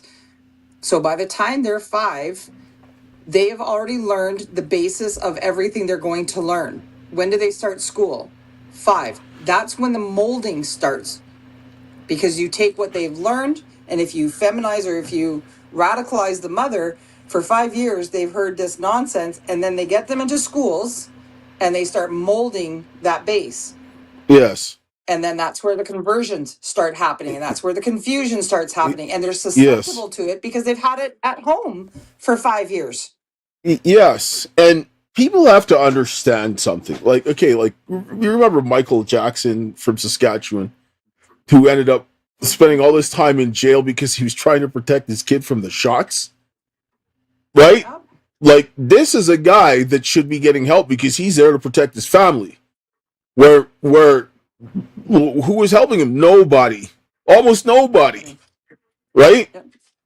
And these are the men that they don't want to do things because they're going to stand up. And he believes in God, and a lot of people who believe in God, they're like, well, God, the Bible don't tell me this, so no, not doing it, right? Yep. And I don't care what everybody else does. I don't care what a society is, because I tell people, I said there was a time when it was okay to own slaves, and it was a time where it was okay and acceptable in Roman and Greek society to rape little boys. So are you going to sit down and say just because everybody's doing it, it's okay? Right? Like, it come on. This is where we really need to start taking a grasp of things, because this is why nobody should want to be under the federal government. Nobody should want to be under the provincial government. They need to get rid of them. As far as I'm concerned, they all need to go. All of them. It needs to be ripped down. It needs to be completely destroyed. It has to be. And this is where we're sitting here, and I'm saying, okay, well, the only way that I'm going to be able to have a say in this, and, you know, if I'm going to be going up against the federal government and whatnot, let me just get out of here. Let's just figure out the way, and then the pathways forward to say, I want to raise my children. Don't you dare come to me and say I have no parental rights. That was a big fight last year with Scott Moe and putting out the notwithstanding clause. Why in God's name do we have to put out a notwithstanding clause to tell me that I have rights to my children? And I've said this to Mo himself. I said, until you're paying child support and your DNA is in my child, you are not telling me I have no legal standing with my children. Absolutely not. These are my children. And I've told Lumsden this when they said, well, you can't come in and get your kids. We're not allowing anybody in. They called in the RCMP, and I shamed those RCMP. And I stood there and I said, as long as my flesh and blood is standing in this school, I legally am entitled to come in. No. And I looked right at the cop, sergeant, and I said, Dean, am I allowed to stand here if my child's in here? Yep, she's right. Okay, good. Am I allowed to have a conversation with the children here? Yep. Do these teachers have the right to bar me from the school? And they just looked at the floor and said, no. And thankfully, this was in front of the children. A young girl crying because her parents had literally forced her into a car and got her vaccinated. And she was traumatized, and she no longer had trust for her parents. And, you know, these police, I said, look at her. Lift up your head and look at this child. Look what you guys have allowed to be created by these monsters. Do I care? Nope. Do I have a reputation? Yep. And the people in Saskatchewan, I want you to sit down and understand this, because a lot of people say a lot of things about what happened with my situation in Saskatchewan. All I tell people, read the documents for yourself. I have the evidence that of everything that I'm saying in Saskatchewan that was put on paper by the police, by the courts, by the government, and all they did was cover it up. Like, I mean, I had the documents, and this is on the public record. Everybody go to like the website, dsrcaresconsulting.com / the CARES Project Action Plan, which you'll see in the ticker. And that was at the end of the video. You'll see the documents where they have forged documents, like a sale of home document that had my ex-wife listed as the buyer, me listed as the seller. Her cousin's wife was listed as selling it in care of me, and then at the signature where my name is, you see her name, her signature there, and then she puts her name and her signature below it. Well, that's fraud. That is fraud. Yep. And then that was submitted to a judge who then used the Land Titles Act and not the Family Property Act to transfer my title, which she doesn't have the jurisdiction to. She looked at something and knew that it was fraudulent and participated in the crime and used the courts, and that is money laundering. And then on top of it, there was trust accounts outside of the court that were paying for my divorce hearing for my ex-wife. That again is money laundering because you cannot do that. And so when you're looking at all of these things, and then the fact that I have the evidence where the woman who went to swear into the court or said she swore to the court because there's no seal on the warrant that they used to strap me to bed, she lied about it. And then they brought that there. So that again is a problem. So you're watching all of these things and the government consistently covering it up. Your government, and then my daughter got sexually assaulted by the guy who videoed the arrest. And when you're looking at this, you're watching the government covering up rape, they're covering up torture, they're covering up fraud and everything else like this, and I'm not the only person. So you're telling me that when you're going to go ahead and you're going to support these governments, both on a federal and provincial level, these are the kinds of people that they're supporting, because you look at, I can go think of 100 people right now in Saskatchewan that are having these problems, these different types of problems. So you're supporting the same people that is doing this. So why are you doing this? Why are we going to be sitting down and going to a government that is going to support this? And you're wondering why they're grooming people in the schools and letting children access pornography? In Canada, Canada is the worst country in the West for allowing kids to get pornography. I wonder why they're doing that. Shocking. And how people come to me and say, well, how do we hold them accountable? How do we hold them accountable? Stand up. Stand up. Be heard. Do something about it. Like, you can't just sit there and expect somebody, and this is a lot of what happens is, well, I'm just going to wait for somebody else to do it. I'm going to wait for somebody else to start the ball rolling. I don't want to stand up myself because I don't want to be front and center. I don't want to be in the entire limelight and saying, oh, this is me, me, me. I would prefer somebody else to stand up. You can't wait for somebody else to stand up. And we've got to get away from this I can't do anything about it mentality. And, well, it is what it is. We'll just deal with it. We'll just, you got to go along to get along. No, you bloody well don't. I'm sorry, but Got to start somewhere. that works when you're sitting in a circle in school, but it doesn't work in the real world. Like, and I mean, that's honestly how people parent little children. This is not how the world works, because guess what? There are people who do bad things and they need to be restrained. And that's really it. And I'm not going to feel sorry for someone who is violating the public and they get consequences. In fact, I'm going to be in favor of harsh consequences so that the next person who does it thinks twice about it, because they're like, well, I don't want to get that consequence. And we have no, this is the whole thing. The government is not getting consequences. People think that I just go in and I say some words and that will just, they'll be, oh, guess what? You caught me. I'm going to give myself in. What kind of delusion are you living in? Exactly. Yeah. I mean, like, come on, guys. You can't not, everything has to have a consequence, whether it be good or bad.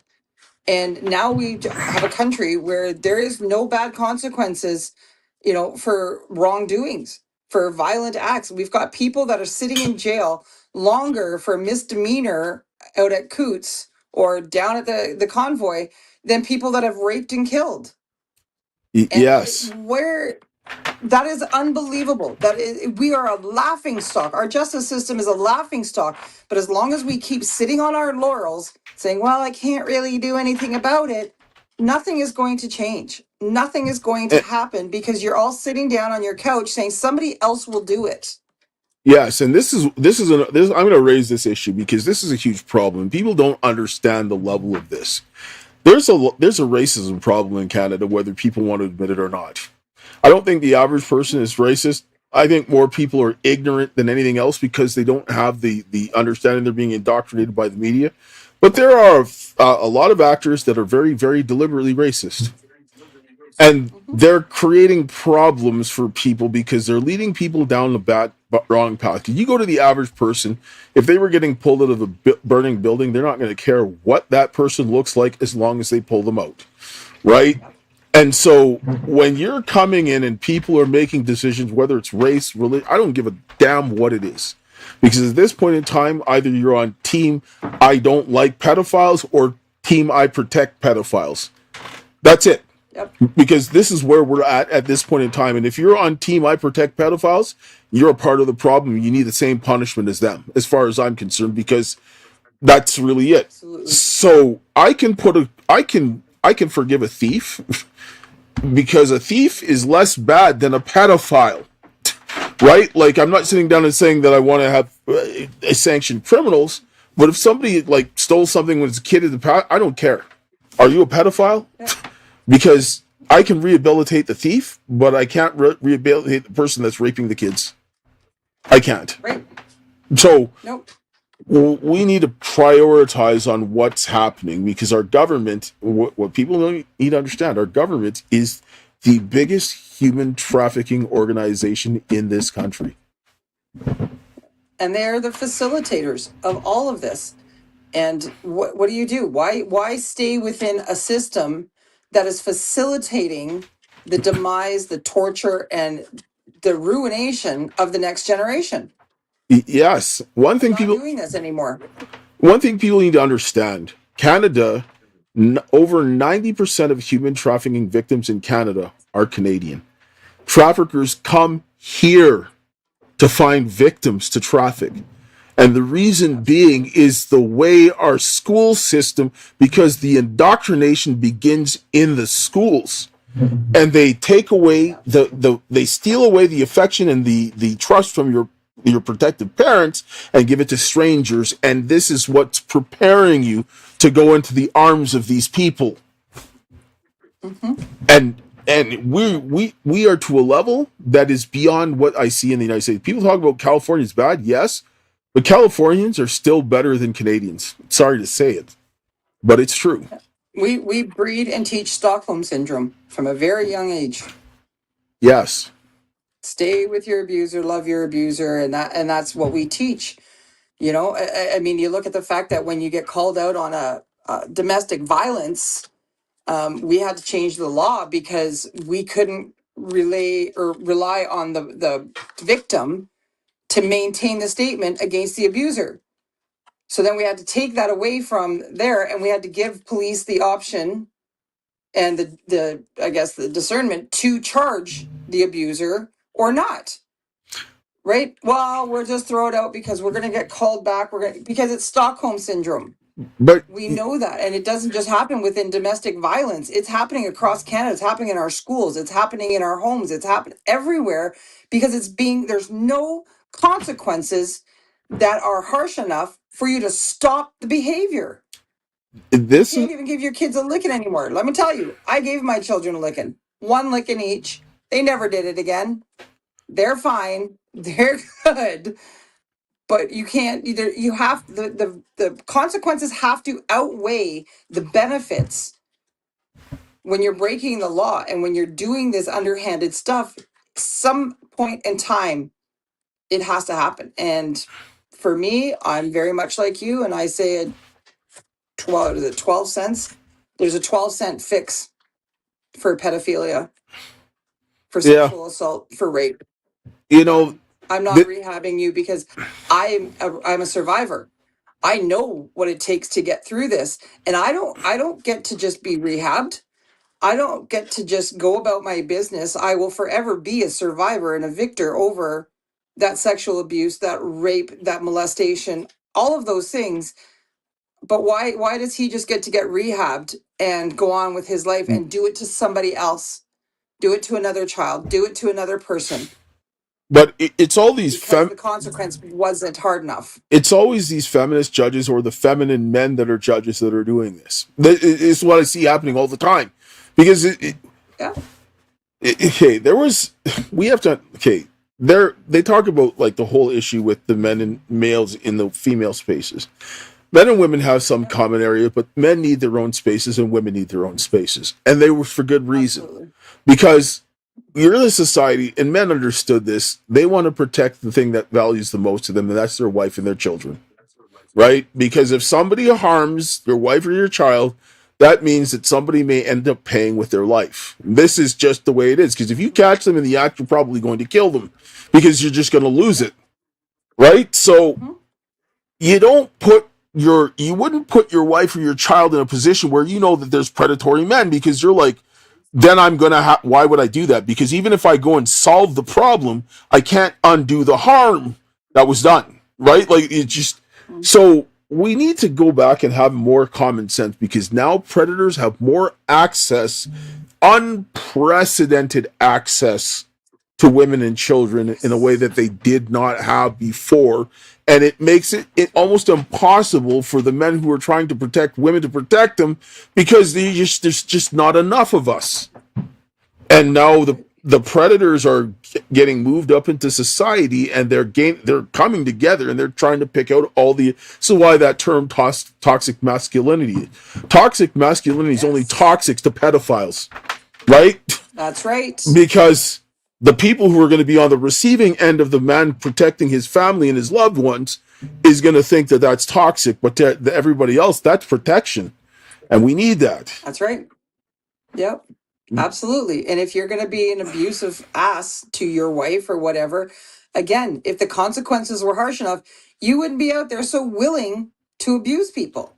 Well, there was a time where the Right? guys Some people who want to say, they would drag them out and teach them a lesson.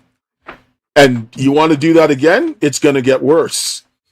Right? That's right. Yeah. Yeah, it wasn't tolerated, right? But again, when you take God and moral compassing out of society, this is what you're left with. Complete chaos and no accountability to anybody. And again, right? That's not what I'm up for. If I have to hold them accountable by exposing you or by hauling you through court or whatever it is, we've got to get ready to do it. I would love to say that, I'm a very firm believer, again, right? I'm a Christian, and believing that women have a place and men have a place. And the men's role is different than the woman's role. And I'm tired of hearing these feminists sit there and say, well, I'll never submit. Read the rest of the scripture.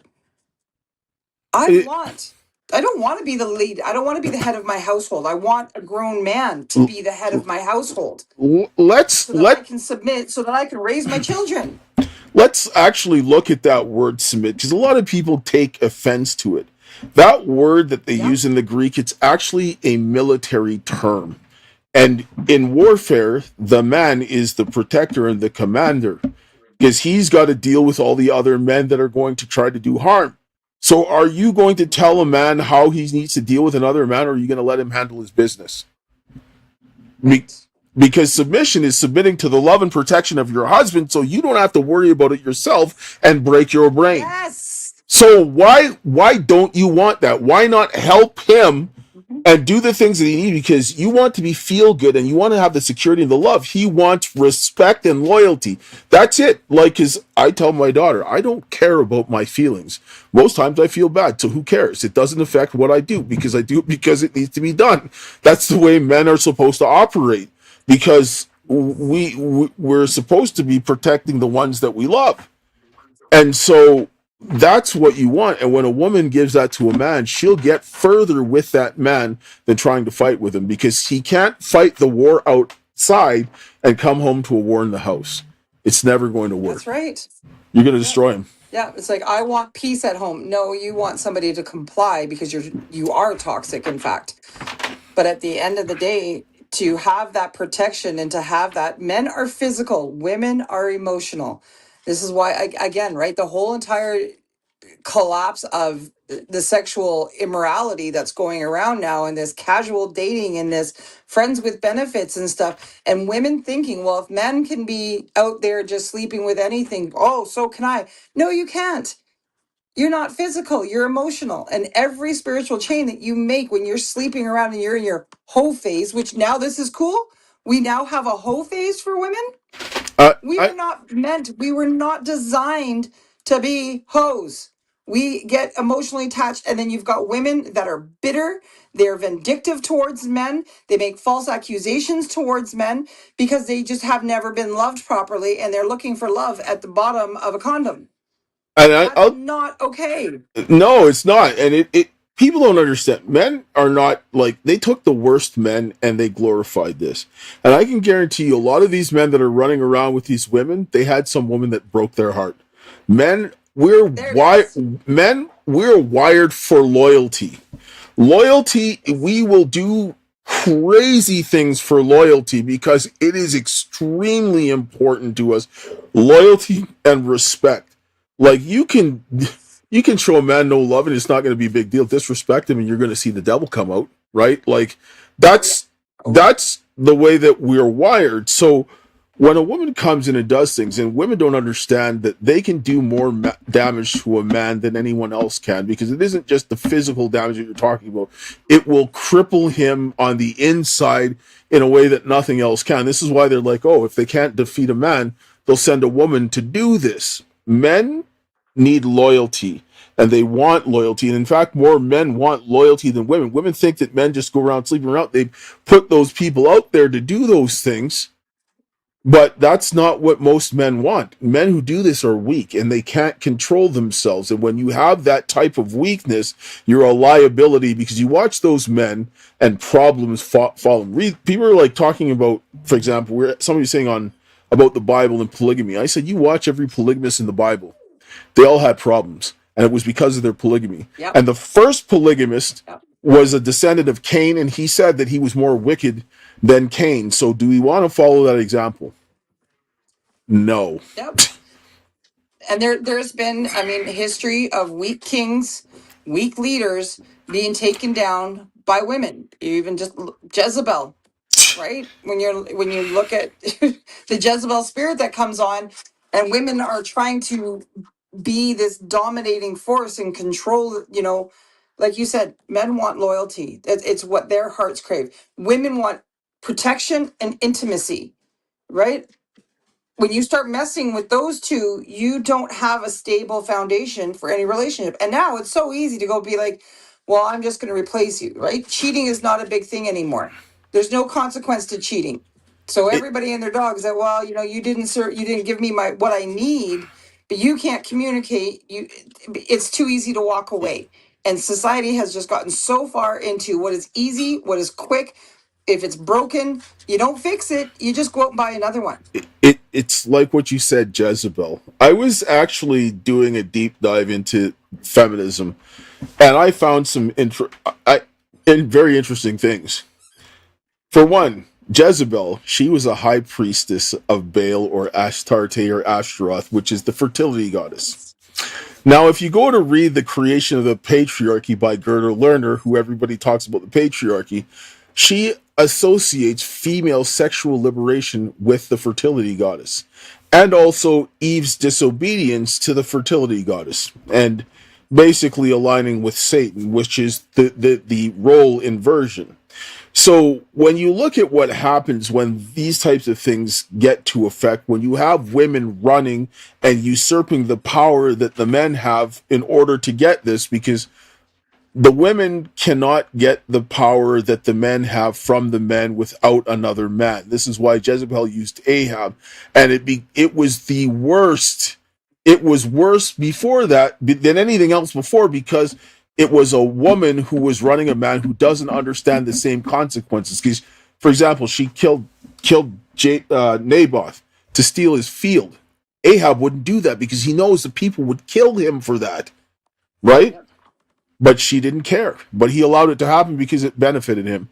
And that's exactly what happens when you have this whole type of situation. The weak kings allow the women to do the wickedness.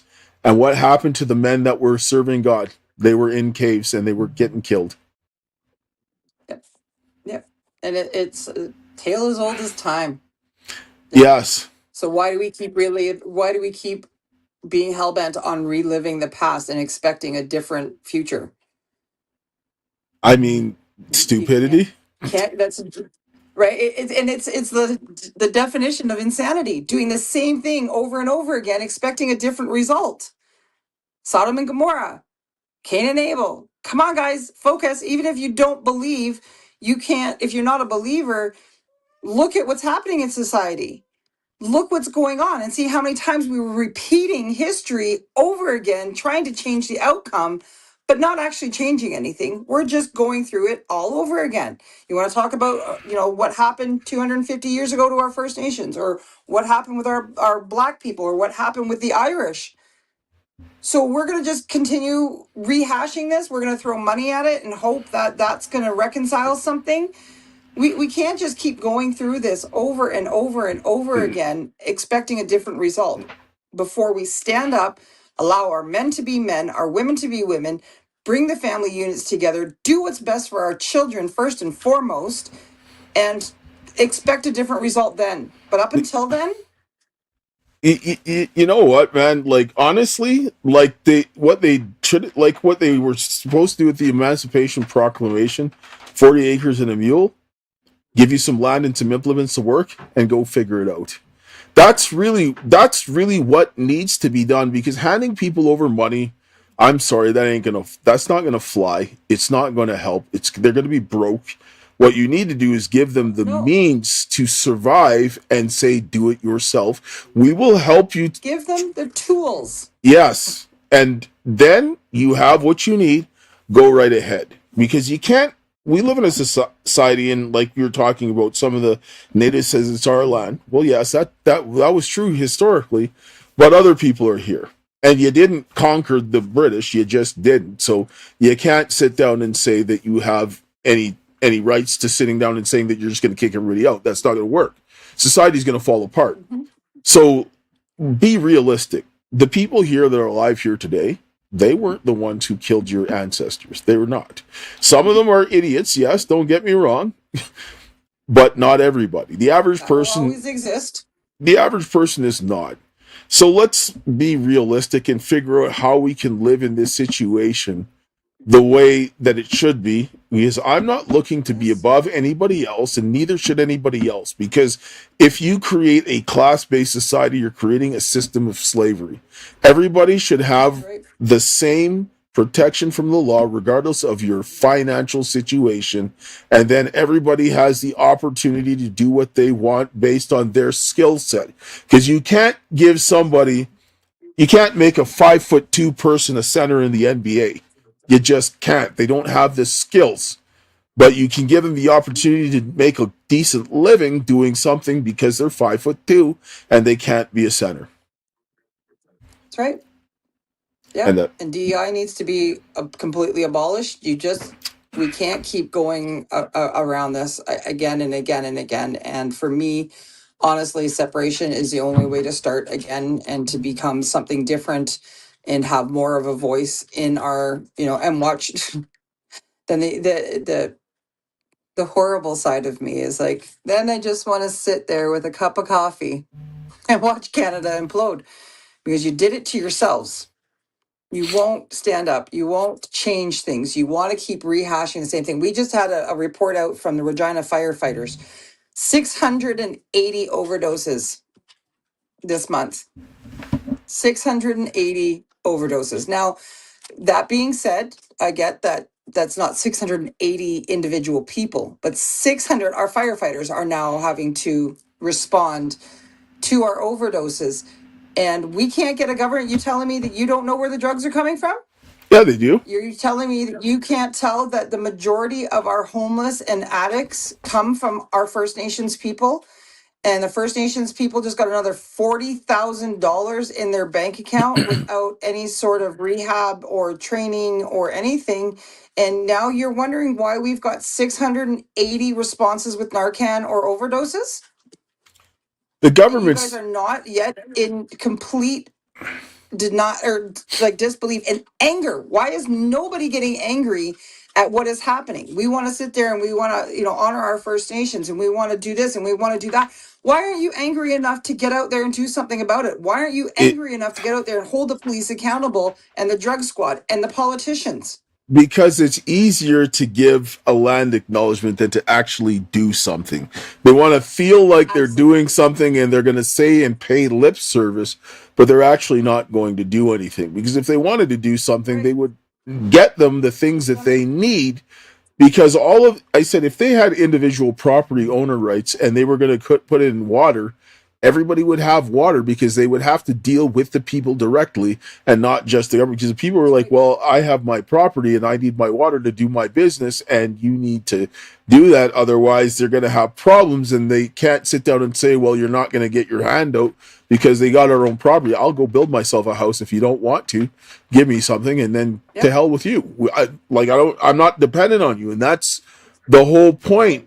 And this is why they never gave them property rights, because they could keep them in a state of dependency. And this is the biggest reason why they went ahead and they tried Louis Riel and they hung him for treason, because the treaties would have went a lot differently had he not been executed. And they went ahead, and if they did it right, the treaties would be very different. Absolutely. Absolutely, they would have been. But now it's like, okay, that's in the past.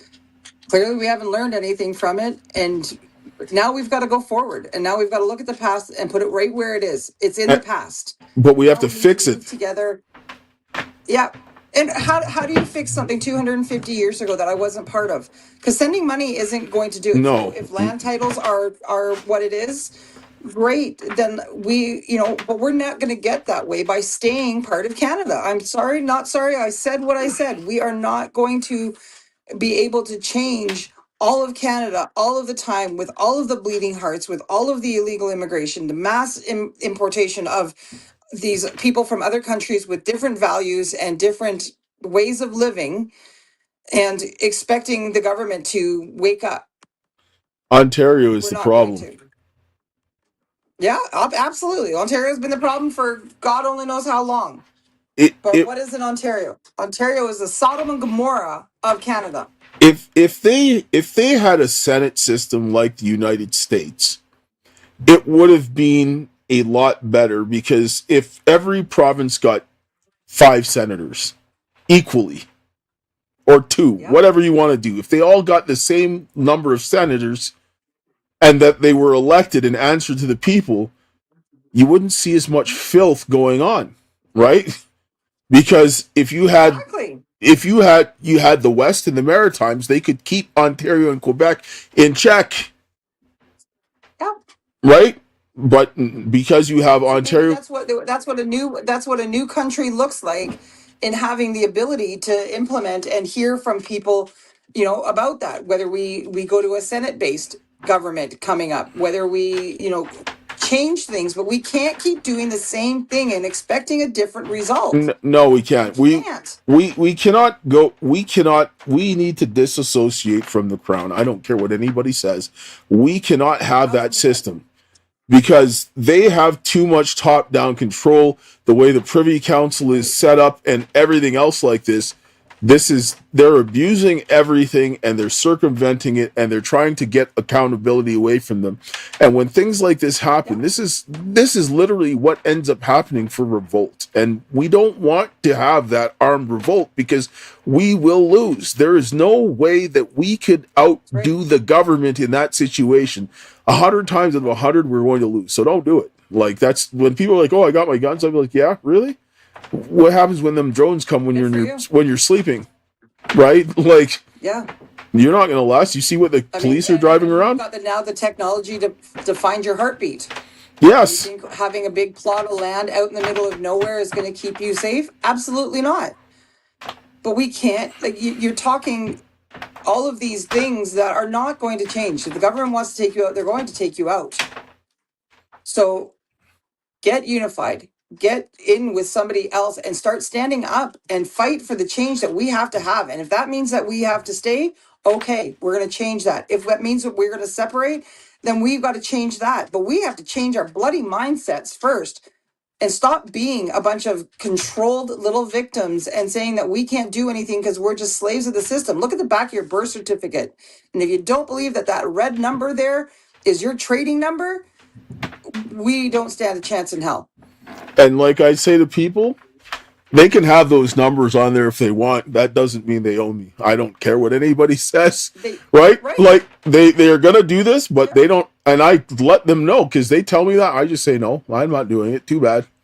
You're not gonna. I You didn't don't sign control any me. corporation papers of ownership. A baby So does just not. because you've given me a number does not mean anything. But for most people that run around and say, well, we have to do this and we have to do that. Like when the police told me that you have to have a driver's license to drive. No, I have the physical capabilities of driving. Physically, I can get into a vehicle. I own the vehicle and it's a right of my property. You guys have forced me into having a license where I did not agree to be in contract with SGI. I never agreed to that. You guys forced me to do that, right? So little things like that, I don't even care. The fact of the matter is, wake up, guys. Wake up. You're a slave. You are indoctrinated. You are a slave. And at some point in time, you've got to make a decision to fight or hold the light. Yes, Because I'm that's. there. And I'm not holding the light and I'm not doing the first one. So I'm just fighting. We need more people that will do this because I mean, we can't continue like this. We need a divorce from our current system of governance. It is not working. I don't care how it's accomplished. The people need to be in a place where they can have their rights respected and protected because our rights don't come from the government. The government is there to protect our rights. And what they're doing now, even I don't care what people say, under the crown, there's no slavery. And this is what they're making to us. They're like, oh, well, we don't have this and that. And even the, don't get me started on the charter, but but at the end of the day, people have to make a change, and this is what has to happen. And so, with that, I know that we're being probably getting up on time here. But what do you want people to see, and what do you want them to do? Like, give your pitch to the people, your elevator pitch. The pitch to the people. Oh gosh. After all of this, hey, and now that they really know me, this crazy lady thinks we'll just put Tonie on there for 2 hours, get a real feel for who she is, and then we'll say, do your pitch. Should have done the pitch first. Look, guys, at the end of the day, for Saskatchewan, excuse my dog over here, he wants to play. We've got to come together and, no matter what happens, we've got to unite. And we're always going to have differing opinions. That's the great thing of who we are as human beings. We all have different opinions. We have different strengths. Now, to hold this government accountable and to change the governing body of what is enslaved us, we've got to get together. And what that's going to look like for Saskatchewan, if you haven't gotten out to a Prairie Rising meeting, and that working on the legal pathway forward. But more importantly, my role in all this is to bring chapters into each community and to get people with their commissioner of oaths or their notary public. Okay, so that's going to be our first step, is needing a commissioner of oaths or notary publics in every little nuance in Saskatchewan. And if you've been to Saskatchewan, you know how big it is. So this is a massive undertaking that has to happen, and putting our chapters together so that when we are ready and we can call, because you're going to remember that we've only, once we file these documents, we only have 20 days to collect these signatures. 20 days. And we don't want to go in with a minimum amount of signatures. We want to go in with a maximum amount of signatures that we possibly can, which is going to mean that we send out an email or a phone call saying, guys, we have now got 20 days to get all of these signatures ready. Our chapters are then going to turn around, get their people in from their town halls and from their meetings and on their lists and say, okay, we're setting it up. Here's our signature stations. This is where you're going to come, bring 2 pieces of ID, make sure that you're visible and get these papers signed. And then at that point in time, we will transport them securely to Regina to get to submitted with the filing. And that is our first and foremost thing, is that this constitutional challenge has to happen because we do not have the mechanisms to go forward to a people's-led referendum in anything, not just in separation. And people need to understand that we don't have the chance to vote at all in Saskatchewan, because that Referendum and Plebiscite Act, although it is there, doesn't have the mechanics for us to go forward and the pathway that we need to challenge anything in the Saskatchewan government. So we've got to get that challenge with the Minister of Justice. First and foremost, we will not relent. The more signatures, the more people, the better. Get onto Prairie Rising's website. Get on the Living Skies Unite webpage will be up shortly. If you can't be there, get on Zooms. Living Skies will be doing Zoom calls weekly to kind of let everybody know where we're going and what we're doing. If you guys needed to have a town hall, we can put town halls in place and get out there and talk to the people. But we got to get people in the know, I guess, basically. And we got to educate people into knowing that this is a viable option. Stop listening to the naysayers that don't want you to separate, that don't want you to think that you can do this. It is a democratic right. And at this point in time, there should be enough of us that are going to push that accountability and say, you have an obligation to listen to us. It's not just 1,000 people. It's not just 10,000 people. We want 300,000 signatures just to file this challenge first and foremost. And so right now we need to figure out whether you have a commissioner of oaths. Do you want to get one? Pretty easy. It's online. Are you willing to, verify signatures when the time comes? Let's get our little chapters going. I don't care whether you're in Shaunavon or if you're in Regina, you're in Saskatoon, maybe you're in, Lanigan. It doesn't matter. Every place should have its own chapter, getting ready to collect these signatures to put this forward and say, hey, look, we are now holding you accountable to do what is supposed to be done. And that's where we're going to sit after we've got that done. That won't stop. That's going to be a fight in itself. Mo, as much as he wants to be in the back pocket of Carnage Carney, is not going to help us get through this. So we're going to have to fight him. My guess is that he's going to retire fairly quickly. It's going to be a fight. It's going to take all of us united, regardless of what our backgrounds are, regardless of what our inner thoughts are. Maybe you're doing super great and you can financially contribute to Living Skies Traveling Fund or whatever it is. Maybe you are just super analytical and you can do Excel sheets and mass emails. Everybody has a talent and we need you. We need everybody to come together and get ready for these next challenges because we are behind the 8 ball here in Saskatchewan, which shouldn't surprise anybody, but that is us. So that's what we are doing. Like I said, the website will be up hopefully within the next day or two. I think Dale earlier just volunteered himself to help me out with that. And then I just voluntold him. So Okay. if you guys want to know how I work, that's how I work. I just volunteer people. So we got to get into that. That's going to be our first step. Once we have that power, it changes things a lot. It absolutely changes things because then we can have the people's led referendum, just much like Alberta does. And we'll get our say. And that's not to say that, you can only vote if you agree with it. No, if you don't agree with it, get out there and vote too. There's nothing to say that it has to be a yes. I mean, I hope it's a yes, but we're there to listen to the people of Saskatchewan. And if the government's not willing to do it, we're going to do it for them. So Yes, that people need to start thinking for themselves, understand the facts, and then make a decision. And that's what used to be done, not about who makes you feel good or who is going to give you something to take something or do something.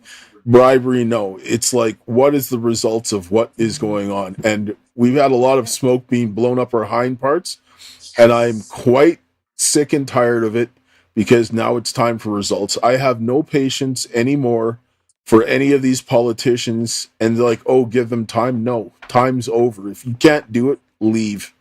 Get somebody else who's going to do it. And that's really all there is to it. So, and that is, and if you want an email, it'll be livingskiesunited@protonmail.com. Just got that confirmation. So you guys, if you want to talk to me, you can just hit up the email.